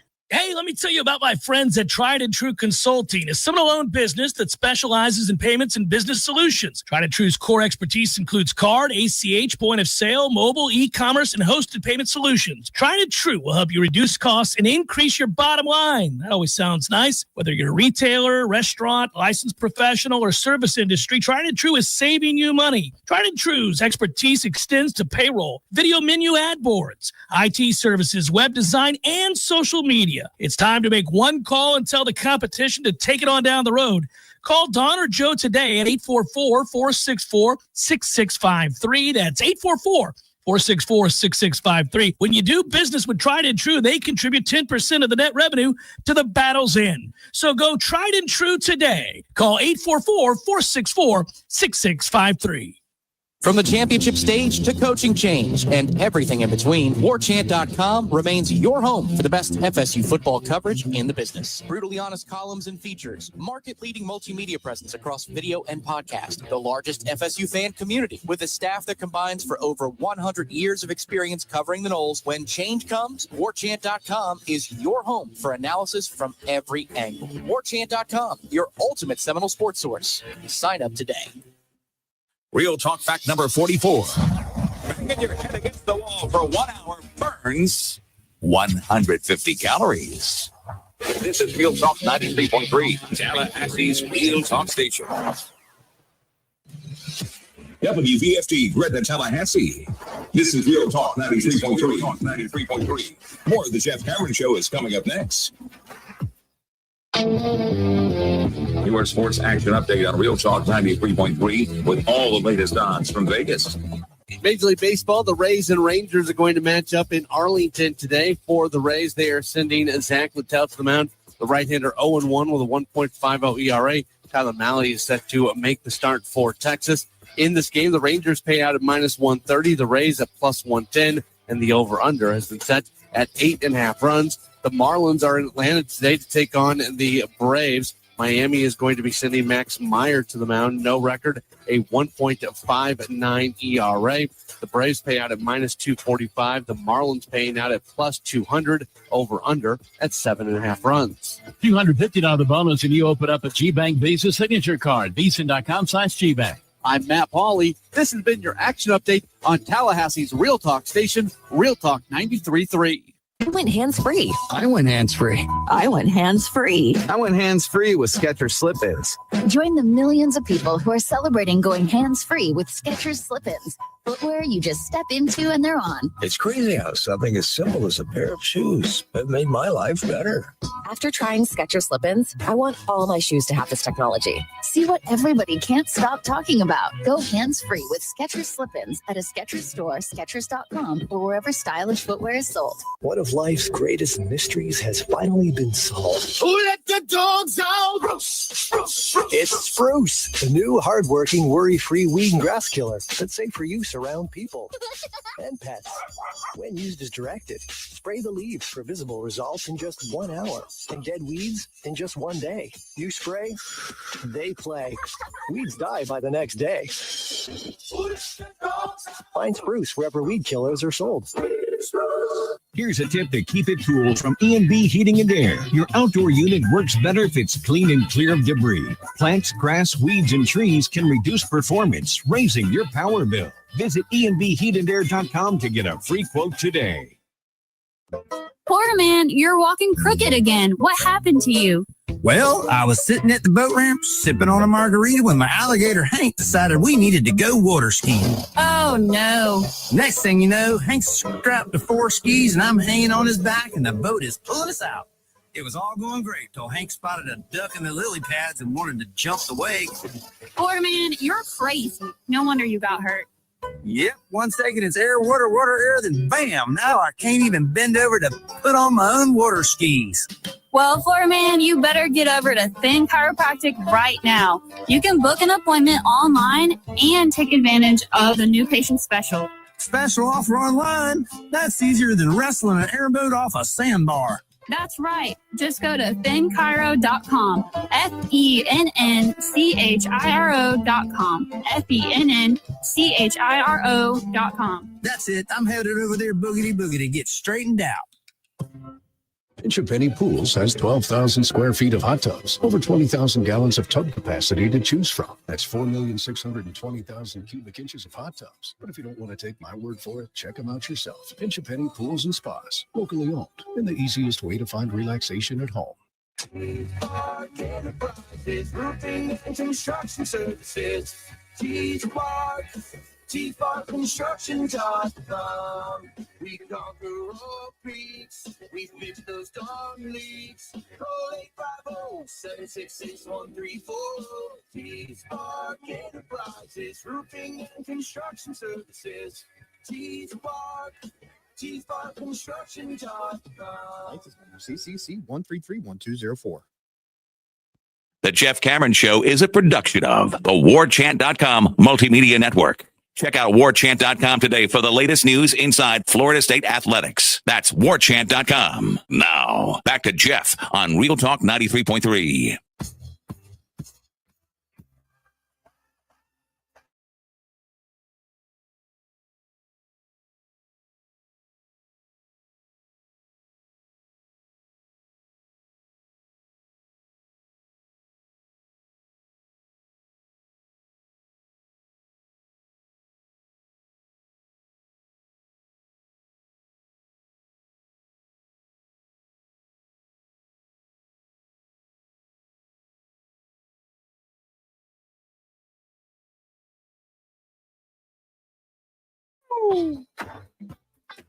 I'm Jeff. That's Tom. You're here, and we appreciate it greatly. Thanks for being here on a Libations Friday. Hey, I have not checked. Let's do some checking.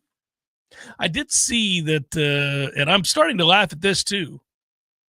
The Reds got blanked 1-0 for the third day in a row. 27 innings, and they haven't scored a run. I saw this stat about the frequency of 1960, the Phillies. Jesus, man. That only is other team. Yeah, it's well. Talk about hurt your feelings. That's on the heels of the 14 runs they scored against. Who was it? They pummeled on the night that Ellie De La Cruz had 11 total bases and 7 RBIs. Yeah, he had like a 114-mile-an-hour line drive. He got to first base in under 4 seconds. Oh, he can run. Yeah, right. All kinds of crazy stuff. He's very, very fast, Tom.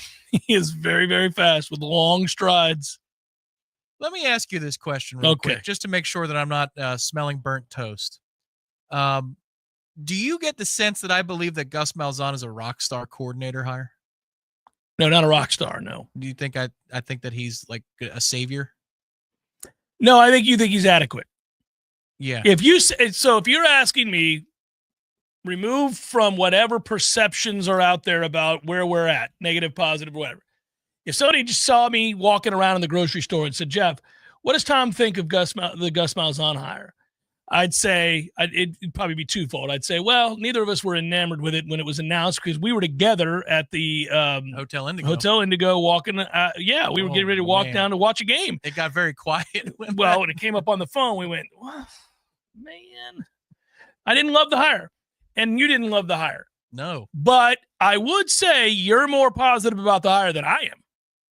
Yeah, I think that's fair because I think that they're to beat Wake and Virginia and Stanford and who else? The two, pushover schools. Who else we got in the ACC slate this year? Florida State's schedule is... Yeah, I got it right. What am I doing? I just pull it up right over here. Yeah, I got NC State, which is in shambles, Virginia Tech, Pitt. Yeah, you got enough in the tank to with Gus to do that. And also, I wasn't a fan of where they went in the portal for quarterback, but if you're going to do it, then that's the quarterback you get for this coordinator. You got to go all in that particular direction. Have you done the thing where you look at the schedule with the Massey ratings prediction accuracy thing? Have you seen that? No. I'm sure last year's didn't hit very often. Well, this is interesting. So I don't know. Listen, again, I don't really care. There are multiple predicting models or predictor models that are out there that people use. Everybody's trying to get an edge in gambling is what it is. And so everybody goes to these various sites. But if you go and check our schedule on On3, they'll use the Massey ratings prediction accuracy gate that's next to the schedule of games. And now, again, you might think it's poppycock. Alabama, Florida State. The prediction is what? Win probability for Florida State. What do you think their win probability for Florida State is? Out of 100. 32. 9%. Give us a 9% chance to win that game. They care not for the slip-ups against Oklahoma and Michigan. No, all right, understood. 9%. Okay, obviously, what do you think? 9%? 9%. East Texas A&M Commerce. 100. 100% is correct. Yeah. Kent State. 99. Correct. Good job. 99%. Thank you. What do you think the prediction is for Virginia on a Friday night? Well, I'm staggered by the 9% at home. 57. 51. They look at it as a flip a coin. They actually even predict a score. 26-25, Florida State wins. Okay.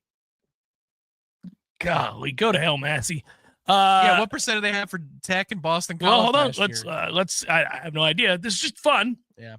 Miami, Florida State. 42. 33% chance that we win that game. I'm still skewing a little high here. They've only got us losing by 7. Florida State, Pitt. That's here. It's here. Pitt at Florida State. The schedule for the people. The people. 53. Right on the nose. Hey! Right on the nose. I'm learning you, Massey. All right. Where are you going with Massey when we go on the road out to Palo Alto and take on Stanford? What you got? 57. 61. All right. Bullish on the Knowles, buddy, out at Matthew Stanford. is, yeah. Our chance of winning the game against Wake at home. 68. 71. All right. Chance of beating Clemson on the road. Well, with 9 for Bama, 12. 19. 19% chance. Massey's thinking we're having a nice little rally at the end of the season here. Massey's getting stronger. They have us losing by 2 touchdowns, but okay. Virginia Tech in Tallahassee. 52. 42. They got us losing the game man, at okay. home. All right. NC State on the road. Let's see what Massey thinks about that roster in shambles, if they buy it or not. I'm going to go with 47. 44. Okay. 44%. Right. And then what percentage do you think they have us winning at Florida at the end of the year? 22. 17%. If Massey turns out to be correct, and I have no idea if Massey's history is that of a stellar prediction model or dreadful. I don't know. I just noticed it when I pulled up our schedule, and I just was like, oh, that's interesting. So if Massey turns out to be correct, this is how the season will go. 0-1, 1-1, 2-1, 3-1, 3-2, 4-2, 5-2, 6-2, 6-3, 6-4, 6-5, 6-6. Thanks for playing.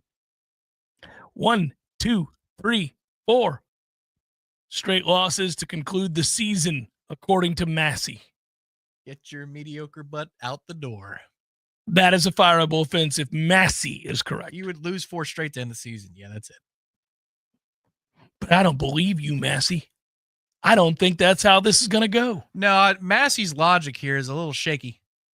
Because if you're telling me that there's only a 1/3 chance to beat Miami at home, 1-3, and you only lose by 7, how's that? I don't understand. Late touchdown to pull it to within 7. Cover? Yeah, backdoor cover. Massey's warning you about the backdoor cover. Kevin Sperry with a deep shot to Chase Lofton. That's how. Oh, man. That's what they got. It made me laugh. Well, I mean, the number is what? 7.5 in Vegas total? That's what they've got us at preseason win predictions. 7.5 total. I thought that was a good number. That's a tough number to bet. It is. Yeah. The juice is to the under. Yeah, I can understand that. It's an overreaction to the market as well. They know what the public wants to do. The public wants to hammer under the 7.5, so they got to make it more expensive. I'm wondering though. I think that this will be a savvy. This is where we're going. We're headed towards people getting a better understanding that these kinds of drastic year-over-year results are going to be the norm. I don't mean to the extent that we went 2-10. I mean, sweet Jesus. But I do think, again, it was a pretty drastic response to winning the national title a year ago when Michigan turned around and lost 5 games. That doesn't usually happen. And it was a pretty drastic result for Indiana to make the college football playoff and win 11 games. And it's a pretty drastic result to see Washington fall off a cliff after playing in the national championship. I know they lost their coach, but you get my drift. I do. And I feel like that means from the gambling side, there's a lot of opportunity in futures. And I wonder if the books are going to start to make future bets so expensive that they're going to try to deter you from bending over the books with futures bets. Because right now, until further notice, you should be betting wild swings in win totals. It's fun. Getting those early cash out opportunities. I was really hoping they'd set the number at 6.5. I'm like Florida State over all day long. We'll accidentally win 7 games. We've got 2 automatic wins. I got to find 5 wins with the rest of that schedule. Come on, man. That's overly optimistic, sir. The 7, I don't know. 7-5 does not feel overly optimistic. Seems realistic. It's also it's not an acceptable result. I will not look at that as a good season. I'm just saying, if that number had been 6.5, I would have hammered the 7 for sure. No, the way you land on the 7 matters in terms of saving your job. If you were to beat Florida to get to 7 wins, it might get everybody to take a moment and pause. What is Florida? If there's 6 lost Florida, I mean, who cares? It'd be better than the alternative. Oh, well, yes. The alternative is you lose and get fired, probably. Well, if you land at 7 without beating any of the big 4, and then you lose to Virginia or Pitt or Tech. I don't know, man. I know what you're saying. You're saying, what are we even arguing about? Why are we I know. having this conversation? Yes. Because we went 2-10. I know. Yeah. Do want to point out that our man, Florida State University's own Daniel Berger, finds himself tied for 5th at the Valero. He's done for the day. He's gone back-to-back good days. He is 6 under on the tournament, 3 off the lead. Keith Mitchell, your current leader at -9, right after I dogged him. That said, I had the futures top 20 market on my man Jordan Spieth and Maverick McNeely. Both are now in the top 12. Come on, baby. All right. Let's do some things now. Top 20 markets where you sprinkle. Who was the unlucky schlep who was lied to about his Masters? Oh, Ben Griffin. He's Ben is tied for 12th. He's 4 back. Yeah, he's. Come on now, Ben Griffin. Come on, Ben. Ben is 5 shots off your leader currently, but he is T12. Need a little 65 tomorrow, Ben. Yeah, do it. Yeah, he's got to go low tomorrow. Got to go low tomorrow. Any other Knowles in this thing? I didn't bother to check. Projected cut line, if you must know, is -1. I must. I will tell you that it's looking like, and that's okay with me, but not okay on the other hand. Even par is not going to be around for the weekend, and that means some pretty big names are screwed, including our own Ludwig. Damn it. Oh, boy. In the house at even. Come on, Ludwig. And I'm in a little bit of trouble with Siwoo right now. Can we get it together, Siwoo? Siwoo cut. Well, he only needs 1 birdie. He's got 14 more holes to play. He can get that birdie. Let's go. Yeah, he's not in trouble yet. I mean, in a little bit of trouble. Some big names are Johnny Pack starts the day at 1 under. He tees off. Oh, he should be almost wrapping up hole number 1 today. Let's go, Johnny Pack. Cuts are important. Make them. Got to make them. Think we get the win tonight in baseball? You think we see the right Mr. Arnold return to form tonight? It's a big series. It's a big moment for him. I'm really crossing my fingers we get the best version. I'm feeling 7-5 and a win. So, well, is it a 5 2/3? Is it a 7 innings? What is it? 5 2/3. 5. Yeah, I think that feels right. 5 2/3, 2 runs, and you go, not bad. That's better. Okay, that was better. Tougher opponent. Started a little slow. Pitch count was a little high. Much better. And then we surrendered 3 runs out of the pen. Well, yeah, 7-5. Yeah, it's easy to note. I would, you're the number 4 team in the country. Okay. You're hosting Wake Forest at home. It's a whiteout. Do you recall us doing a whiteout? Did you even know that? Yeah, it's a whiteout. Yeah, no, I've seen. I actually saw the promotion schedule for upcoming games. Like they're giving out 500 rally towels in a future game. First 500 fans. I kind of like it. Yeah, 500 though. You really want the stands to. You need more than 500. Crank out more than 500 towels. You need 1,000. Yeah, probably 3,000. Otherwise, it's just going to be this random thing. Like, what's that person? There's waving? just 500 dudes spread amongst, mostly in the bleachers. Wake Forest on the year is 21-9. They are 7-5 in the ACC. On the road, they're an even 500 at 4-4 versus ranked teams. They're an even 500 at 2-2. By the way, they swept Notre Dame. They also swept Miami. Just so you know, it's enjoyable to see Miami on the wrong end of a lot of losses. Their coach is going to get fired. Who's next? Who's the next coach? I don't know, but they're going to, they had one of their own and he is not. Gabby Sanchez is my guess. There you go. Blind guess. He's doing a lot of TV down there. I actually like him. Yeah, I do too. I think he's good at his job and he's objective every time he does the games. He has a weird soft spot in his heart for Florida State, even though he played at Miami. This is true. You could hear that on the broadcast when we were down. You can. I was like, okay, you like Florida State. That's interesting. I think it's because we offered him. Oh, we did? Yeah, I think we offered him, and then he, he's a Miami kid, so he was happy to get the offer from Miami and he stayed home. But I think he respects Florida State because we were like, hey, you want to come play here? So he's like, all right. There you go. Nailed it. Mark the hour. 3:20 p.m. I don't know if he April wants 4th. to manage or not, but so does he want to keep working with Craig Minervini in the Marlins post game? I think he's made plenty of money. But I will tell you this: the part about Arnold, okay, the guy that we're pitching against is good tonight. He's in 21 innings. In 21 innings, he's got an ERA of 2.14. It's Schmolke is his name. Luke Schmolke. That's a great name. Yeah. Arnold, in his last 2 outings, he's allowed in total 8 earned runs and 8 2/3. No, sir. That ain't going to get it. We're going to need better than that. 4 2/3, 94 pitches. No, sir. We need an arming scene with you as though you were either a samurai soldier or Batman. Notice some of the armor is the same looking. Yeah. But you're the arming scene for Tough Love Cameron to rise and get Jamie Arnold paid at a first-round level. And that's my catchphrase, though, is they ain't going to get it. That's right. Because that felt like Tough Love Cameron was reaching back a little bit. Well, I'm tired of looking at this average-ass result when he's on the hill.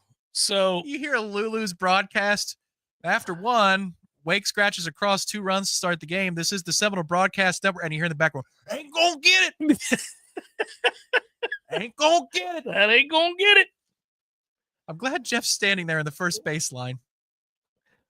Tough Love is all about getting the most out of our guys that I'm rooting for, not against, just so everybody knows. Rooting for, not against. But there's a standard. You're not a victim of your success, but you're held to that high water mark. Come on, Jamie. Ain't gonna get it.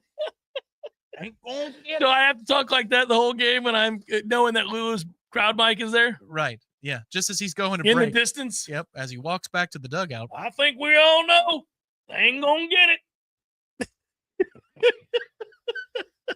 If I do it, people are gonna be like, the listeners of the show will be like, yes, that's right. It would appear we're getting a mound visit. Micah Posey walking out to the mound to discuss with his ace. Come on, Jamie. Ain't gonna get it.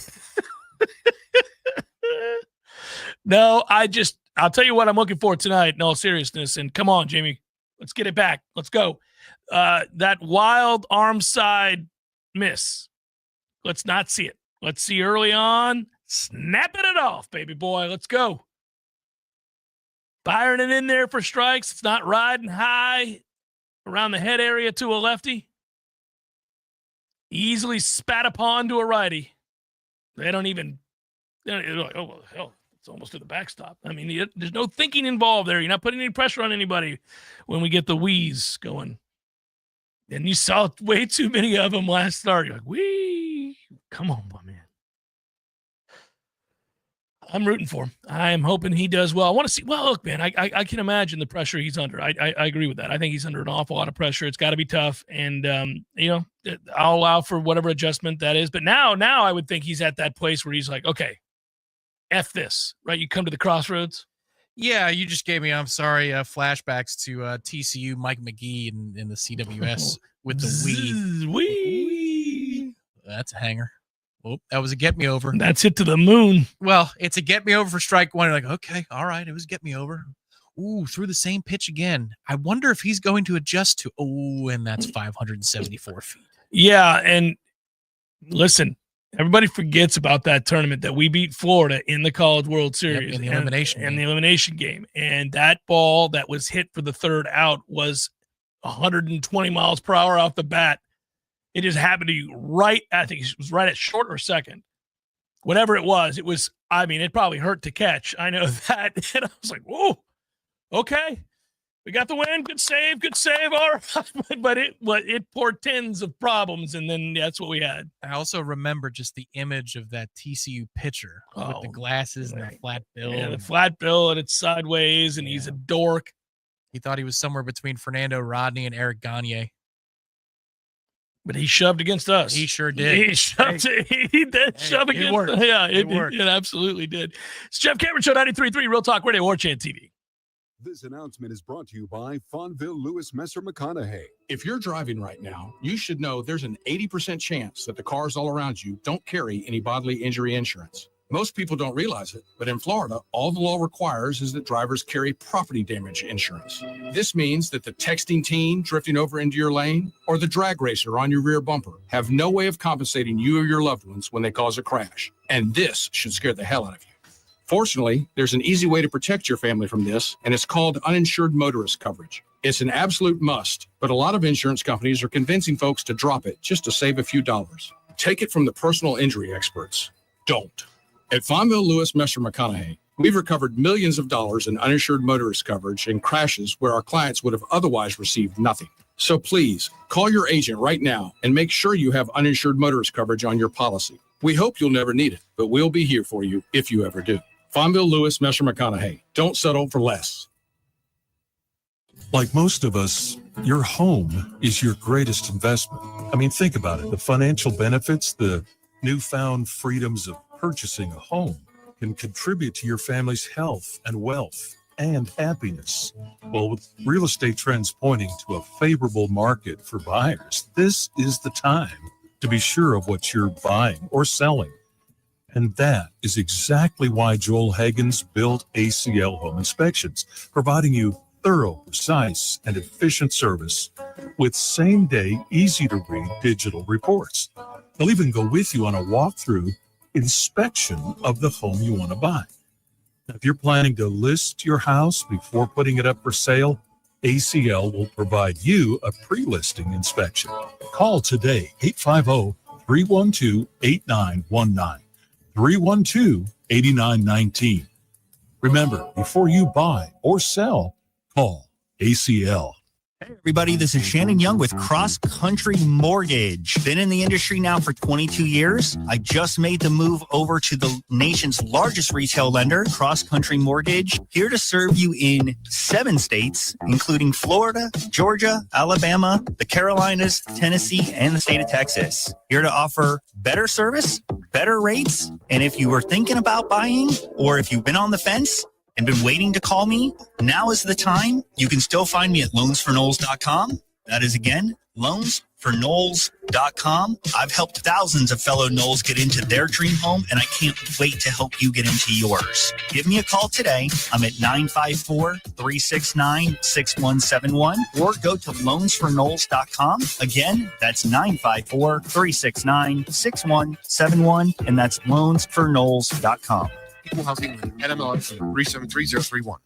Do you have over $10,000 in credit card debt? The stress from excessive credit card debt can ruin your life. Collection calls, sleepless nights. If you're feeling the financial impact with unprecedented economic challenges, DebtBlue is here for you. DebtBlue uses secret programs that most credit card companies won't tell you about. They'll help you consolidate or settle your debts for a fraction of what you owe. With DebtBlue's Success Guarantee, you pay nothing unless your debt is reduced or completely resolved. There's no risk. The more you owe, the more DebtBlue can save you. See how easy it is to get started with free information. Let DebtBlue show you how 10 minutes could save you thousands. Call now. 800-200-6895. That's 800-200-6895. I'm just living sky high right now. So I'm very thankful for it. And the team at DebtBlue are phenomenal. They're able to work with you. They're great. Call for your free debt resolution information now. 800-200-6895. 800-200-6895. The Jeff Cameron Show is a production of the Warchant.com Multimedia Network. Check out Warchant.com today for the latest news inside Florida State athletics. That's Warchant.com. Now, back to Jeff on Real Talk 93.3. I got to tell you, for as much fun as we have doing this show and for a long time, I always feel very fortunate. We've seen a lot of cool things, and we've kind of been surprised by some, shocked by others, saddened, whatever it might be. But we often refer to the Jeff Cameron Show PR firm, and it's been a tongue-in-cheek gag on the show for 27 years. And we kind of handled it like we would actually handle it, but also it seems always necessary because of the blunders that people make in this profession, meaning professional sports and beyond. Have you really seen anybody reinvigorate or change to the degree that I'm about to mention their image the way that Jameis Winston has?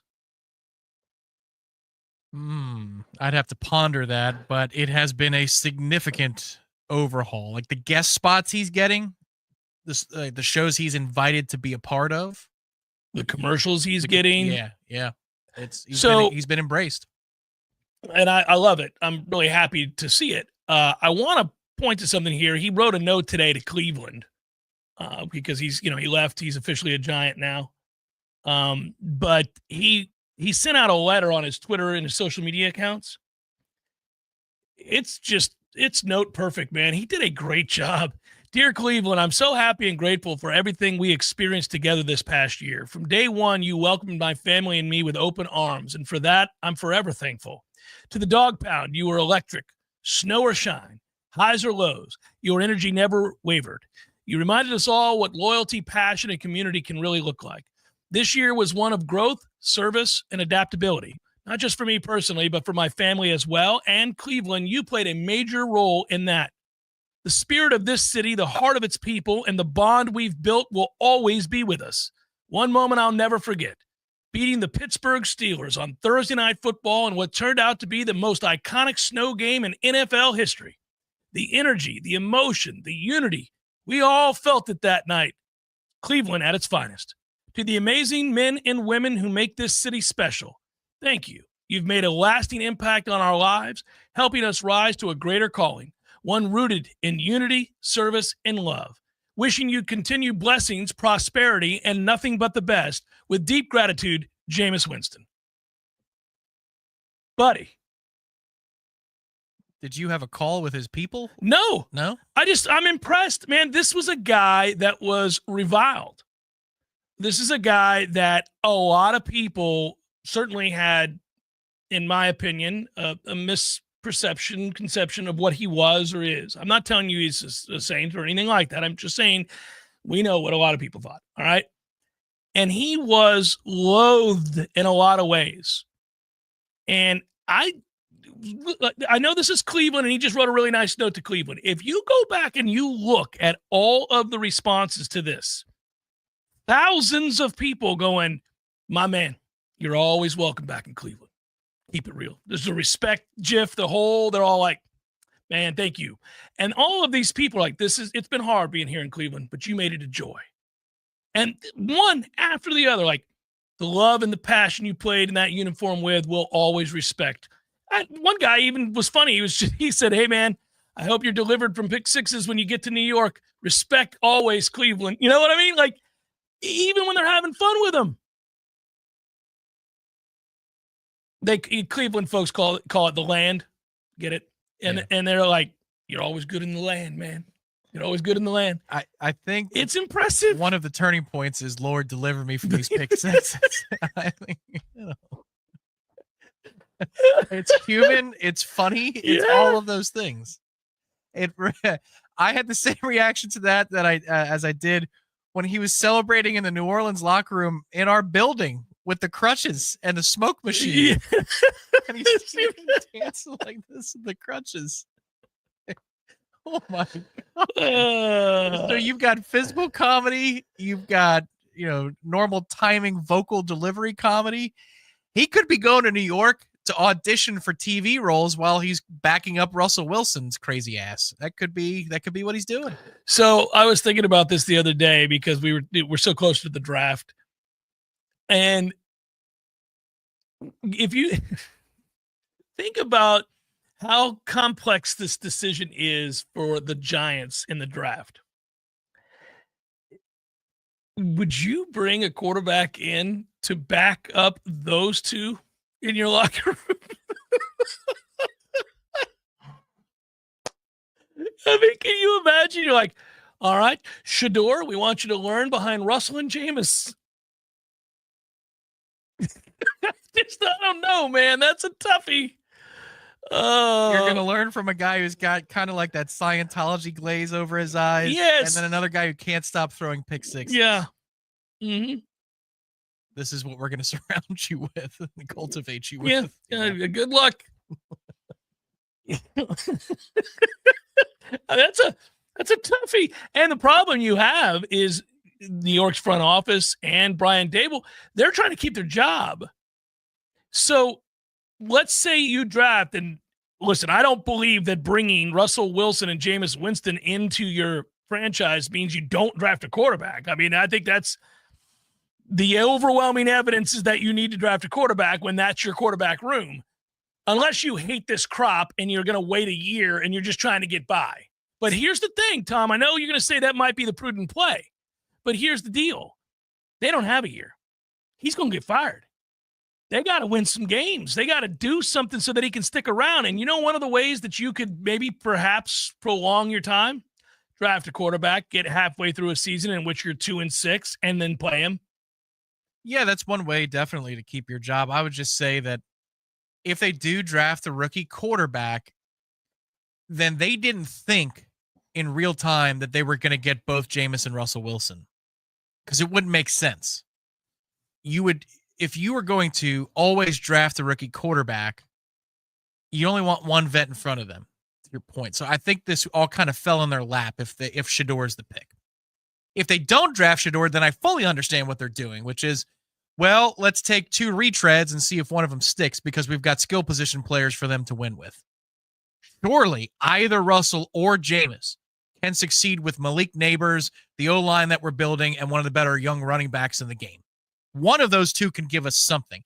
But if you draft the young quarterback, I think that when they signed Jameis, they didn't envision that Russell would be available to them, because it wouldn't make sense otherwise. That's a whole lot of money you're spending on your quarterback room, and not everybody carries 3 at that type of a price tag anymore. Well, actually, when you consider the combined cost and guaranteed money for a singular season with Russell Wilson and Jameis Winston is still less than the upper half of what quarterbacks make. Yeah, it's 30 at most, right? At most, yes. Yeah. So they're still. I mean, that's still too many bodies in that room, too. I don't know. It just, if they draft a guy, then I don't know what the hell their offseason plan was. If they don't, then I kind of get it. Because they do have enough offensive pieces to make some noise right here, right now. Well, they've got a good tight end. They've got an elite wide receiver. They get their offensive tackle back who was hurt all of last year. They got a very good young running back who's emerging. Yes, I'm with you. The Tracy kid's good. So they have some things, but they have to win some games for them to stay employed. And I just think the easiest way for you to buy time is to draft a quarterback. And then when things go south, and they're going to because they're not good enough, then you play them and you're like, well, I was really hoping for Jameis to go to Minnesota to work under O'Connell, who's and awesome, then be the insurance policy for J.J. McCarthy. I think that would have been an excellent setting for all parties involved, because wherever Jameis goes, notice how the Saints treat him when he's back in New Orleans or playing the players Saints. love him. Yeah, well, he just got in the doghouse with the former coach who was fired. It'll happen again. Yes, he did, in spectacular fashion. Oh, yes. It'll happen to score instead of Neal, yes. When he goes back to, man. That is still funny. When he goes back to Cleveland, the same thing's going to be true. So if you put just Jameis in a situation with a young quarterback, I think that's fantastic. I think that's a nice setup. Good insurance policy in a pinch. But then he has shown the last couple of years he's willing to put on the headset and go root for the guy that's on the field. Well, I think Jameis wants to stay in football. I think he wants to milk every last, as I would too. I mean, you're making a lot of money, and it's a opportunity. He loves the game, and yeah, I think so. How's Jameis going to cultivate a young kid with Russell also in the room? I wouldn't want a kid around Russell Wilson. I agree. I wouldn't want him anywhere near Russell Wilson. I wouldn't want my kid around Russell Wilson, let alone a kid I'm drafting. Russ is shaky. I got some questions about Russ. I think he's a little bit of a sociopath. You know what my favorite Subway is? I was just thinking about this really quickly, and then we'll go to break. If we couldn't play for the Tampa Bay Buccaneers, so you and I are coming out in the draft, and we've got to get picked by somebody. I know the first thing you do is, well, where can I go and win right away? Where, depending on the position, do I play? Am I surrounded by really good players that allow me to excel? That's all well and good. All things being equal, because you brought up something that I think a lot of people think about, and that is traditions, fan bases, cities that embrace their NFL franchise in a way that you kind of envy, that you like. The Vikings are high on my list of places that I really admire the way that they love their team. Yep. Mm-hmm. And I love their facility. I love their traditions. I know they have never won a Super Bowl, but, presumably I'd go and try to help them do that. Well, it's because there's a humility from failure in the postseason. Yeah. But I would you don't have to play outdoors in Minnesota, so you're good there. See, that's the problem with Buffalo. Yeah, I love Buffalo fans. There's maybe not a more passionate group of fans. They're awesome. They're a little deranged, but they care and they show up. I'm not playing out there in 7 degrees. We're not doing that. That's going to suck. I wouldn't like that. And you play 8 home games there, and they're cold as hell for at least 5 of them. Nope. So they're off the list. Another fan base that you think, yeah, I like it, Seattle. Yeah, you nailed it. That's the one. Yeah. I love that stadium. I do too. That's the one place that even I've though been to that stadium, it looks totally this is why I love their uniforms. I know that you're not a big fan of it. No, because anytime they cut to a game there late in the season, it's dreary. It's dreary. Yeah, you need something to pick you up, and the uniforms do it. No, but I like the dreary. I'm very much a Morrissey every day feels like Sunday, make depressed kind of guy on a Sunday. I'm already depressed. So just add to the depression. Give me that dreary. Okay. Play that 60 minutes second clock again. I'm all right with it. You embrace it. I embrace it. I'm like, come on, bring it on. I've got the Sunday scaries too. Let's go. Yeah, no. You got it. Well, there's plenty of that. Look, you could still feel that way, but be wearing lime green trim on your uniform. There's no big deal. I want to go back to their the silver and the blue. It's finally cool again. I remember when that was one of the uglier uniforms in the NFL in the 90s. It was considered to be. Well, hell, we were considered to have the worst uniform. Yep. But I think if you give the scenario of you're guaranteed to win in a different market than Tampa, which market would you? I think Seattle would be fantastic. Washington would be good. So would Philadelphia. Too cold in Philly, though. Yeah, I'm good in DC. Well, you're about to find out how cool Washington's about to be. If you're talking, well, they're gonna win a lot. Yeah, Washington proper, not state of. I like Washington. Their fans they're passionate. We know that. We love those guys that we see occasionally. Yep. Washington fan. No, they're good fans. They travel. Yeah, Washington, good fan. Pittsburgh's got great fans. A little cold. I'll pass. A little cold. Can't do it. Well, but they are great fans. Sure. Can't do it. I can't. It's like Green Bay. Can't do it. Well, but not because you hate Green Bay fans. They're okay. They're entitled. There's a lot of entitlement there. And that's the thing where if you like Minnesota beyond the indoor thing, it's because they've been beat down. They got a little humility to them. When you go on that ride with them, that's the ride of their lives. Cleveland fans are really good. For the same reason I would go over Pittsburgh to Cleveland. Yeah. They would appreciate it. I got no desire to be in Cincinnati. Having been to Cincinnati now, we're not going. As much as I enjoy watching Burrow run that offense. Oh, I love him. Yeah. He's my man, but I'm not doing it. I'll tell you the number one place I would not go. Well, Jacksonville. It's right there. It's 1A and 1B. Jacksonville. What do you think the other is? And it's not Cincinnati? You're going to give me that? Yep. Arizona. The Carolina Panthers can get the hell out of here. Oh, really? Useless ass. That stadium sucks. Everything about it. No chance. Hate their uniforms. Screw them. There's nothing about the Carolina Panthers. Get up out of here, Carolina. They should contract the Carolina Panthers. I think I feel about the Tennessee Titans the way you do about the Carolina Their fans are cool, and the stadium is. I mean, they're getting a new stadium, and the city's awesome. Nashville, woo, yeah, but like nobody. You cut to their stadium, and I never feel moved. Well, they've sucked for some time. Is the problem? They were like a collegiate fan base for a while. Back in the day, that would be news to me. No, Aaron McNair, when all that was going on. With Eddie George. Yeah, they were like a collegiate fan base. He was the cover of Madden. Yeah, I think he was the first player cover ever. Was Eddie George? By the way, if you watch that documentary on Steve McNair and the chick who shot him and killed herself afterwards, I did not, but I'm not surprised you did. I did, but man, there were too many clues, my man. You got to run from crazy. You can't. I mean. Look, never mind the decision that he made to go down that road anyhow. But once you do, and there are indicators that you got crazy on your hands, you got to run from crazy. You can't be. There is no time. No. And I mean, the videos of them hanging out and stuff, and you can say, it's like, we got a problem. We got a problem. His friends need to do a better job. I would have pulled him aside and go, hey, listen, I don't care how fun it is and all that, but we gotta. Well, that's that's your girl, the redhead from Wedding Crashers, right? What a scene of acting that is. Yeah, when she goes, "I'll find you," but then it's the laugh. Yeah, the laugh. Yeah. Whoa. Like, listen, I know you're having fun, but we got to go, man. That's not going to work long term. We got a problem. I get why you're here, but also understand why you need to leave. I'm here to help you. I know how hard it can be to extricate yourself from these situations. Let's take it on down the road. That is really a well-acted scene. It's also like True Detective when they're in the locker room and he walks in. And I can't say what he says, but it's Russ Cole says, "Oh, they're talking about Daddario." We're talking about the girl that Alexander, Daddario, who's beautiful. Yes, stunning. We'll come back, wrap it up momentarily. Jeff Cameron Show 93.3 Real Talk Radio, Warchant TV. Yes.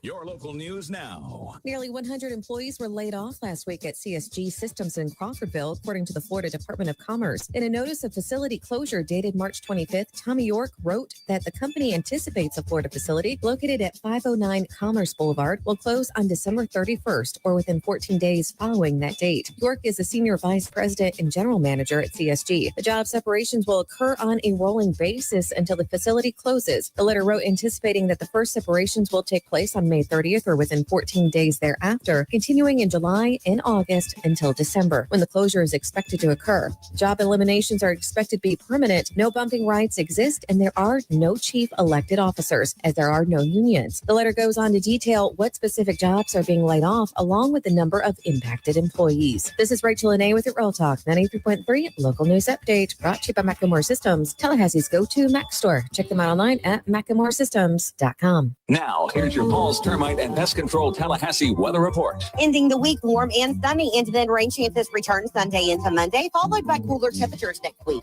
Tonight, partly cloudy, low of 65. Saturday, partly sunny and breezy, high of 87, low of 66. Sunday, rain chances going up late into Monday, a 40% chance of showers and storms, and some could be strong to severe, high of 85.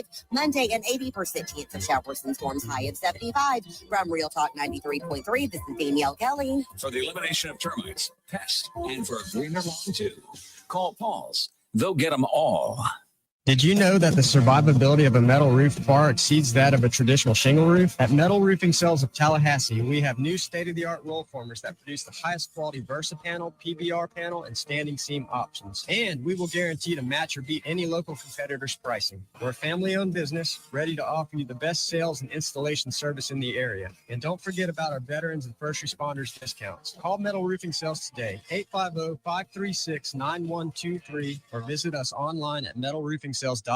Hey, fellow Gen Xers, it's Elizabeth Banks. Big news. The recommended age for pneumococcal pneumonia vaccination has been lowered to 50 and older, even if you're healthy. It's up to us to lead the charge. After all, we gave the world the internet.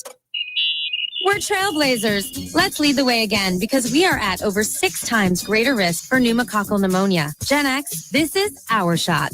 Head to vaxassist.com and schedule today. That's vaxassist.com. Sponsored by Pfizer. One of life's greatest mysteries has finally been solved. Who let the dogs out?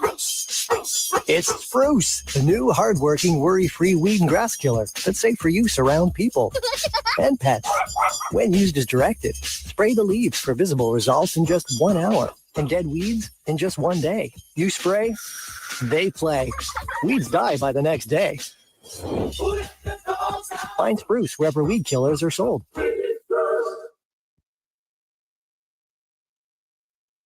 The Jeff Cameron Show is a production of the Warchant.com Multimedia Network. Check out Warchant.com today for the latest news inside Florida State athletics. That's Warchant.com. Now, back to Jeff on Real Talk 93.3. So definitely want to note that we will, on Monday, be answering questions, of course, about the...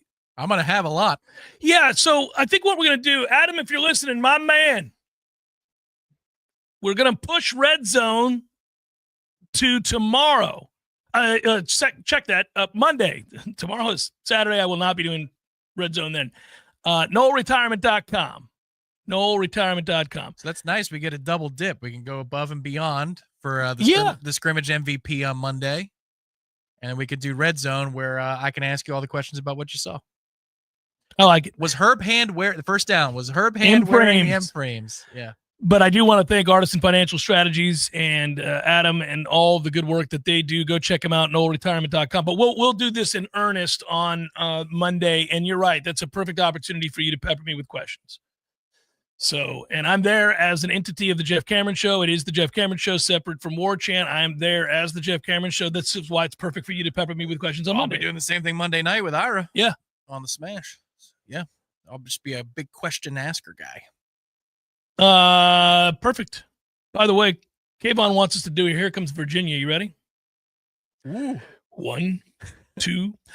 Here comes Virginia.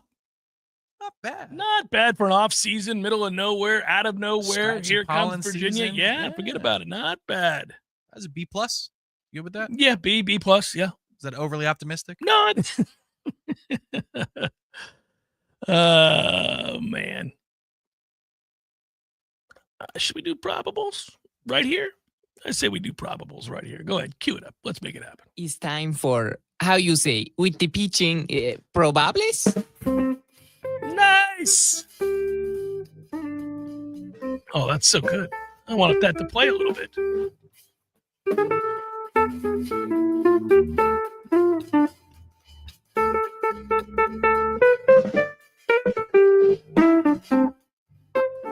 Perfect. White Sox, Tigers. They're playing right now. It's 7-1 Detroit. They are pummeling the Chicago White Sox. Jonathan Cannon went for the White Sox to start the day. That didn't go well.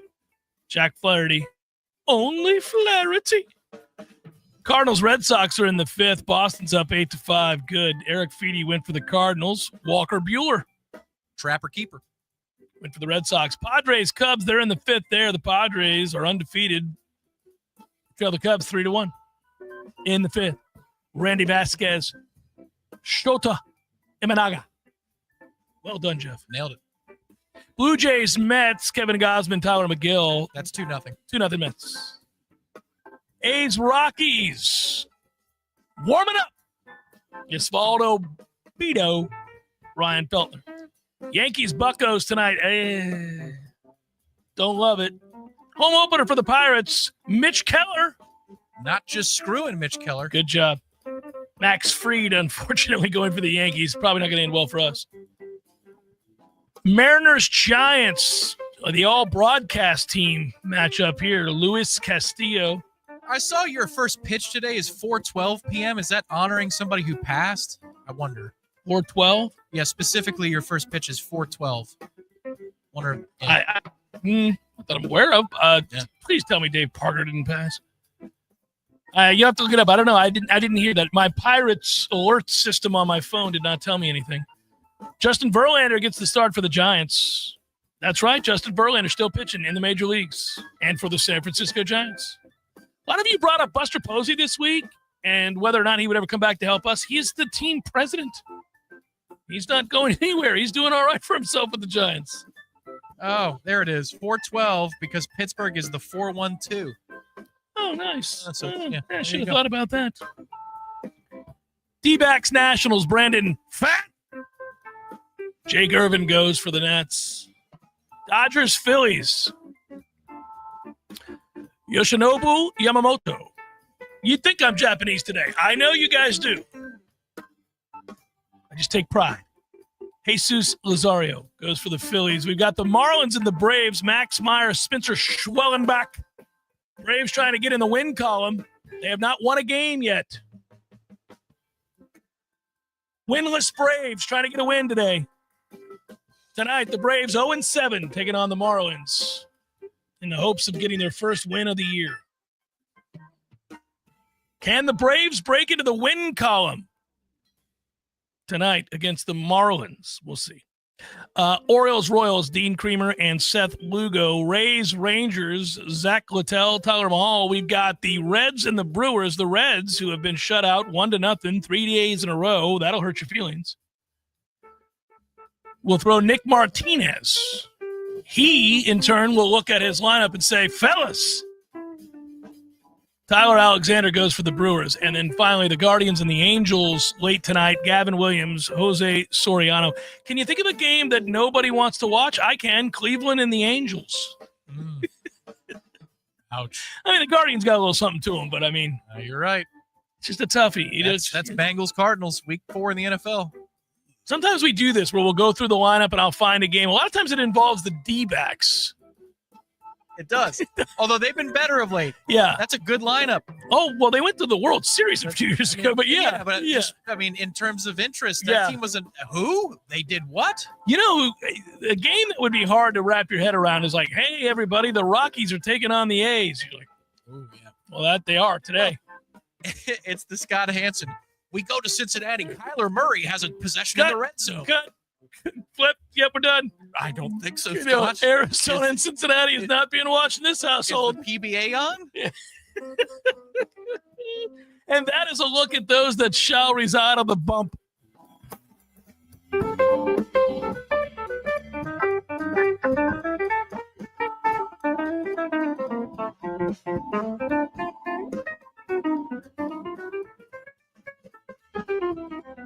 That's good. That's good.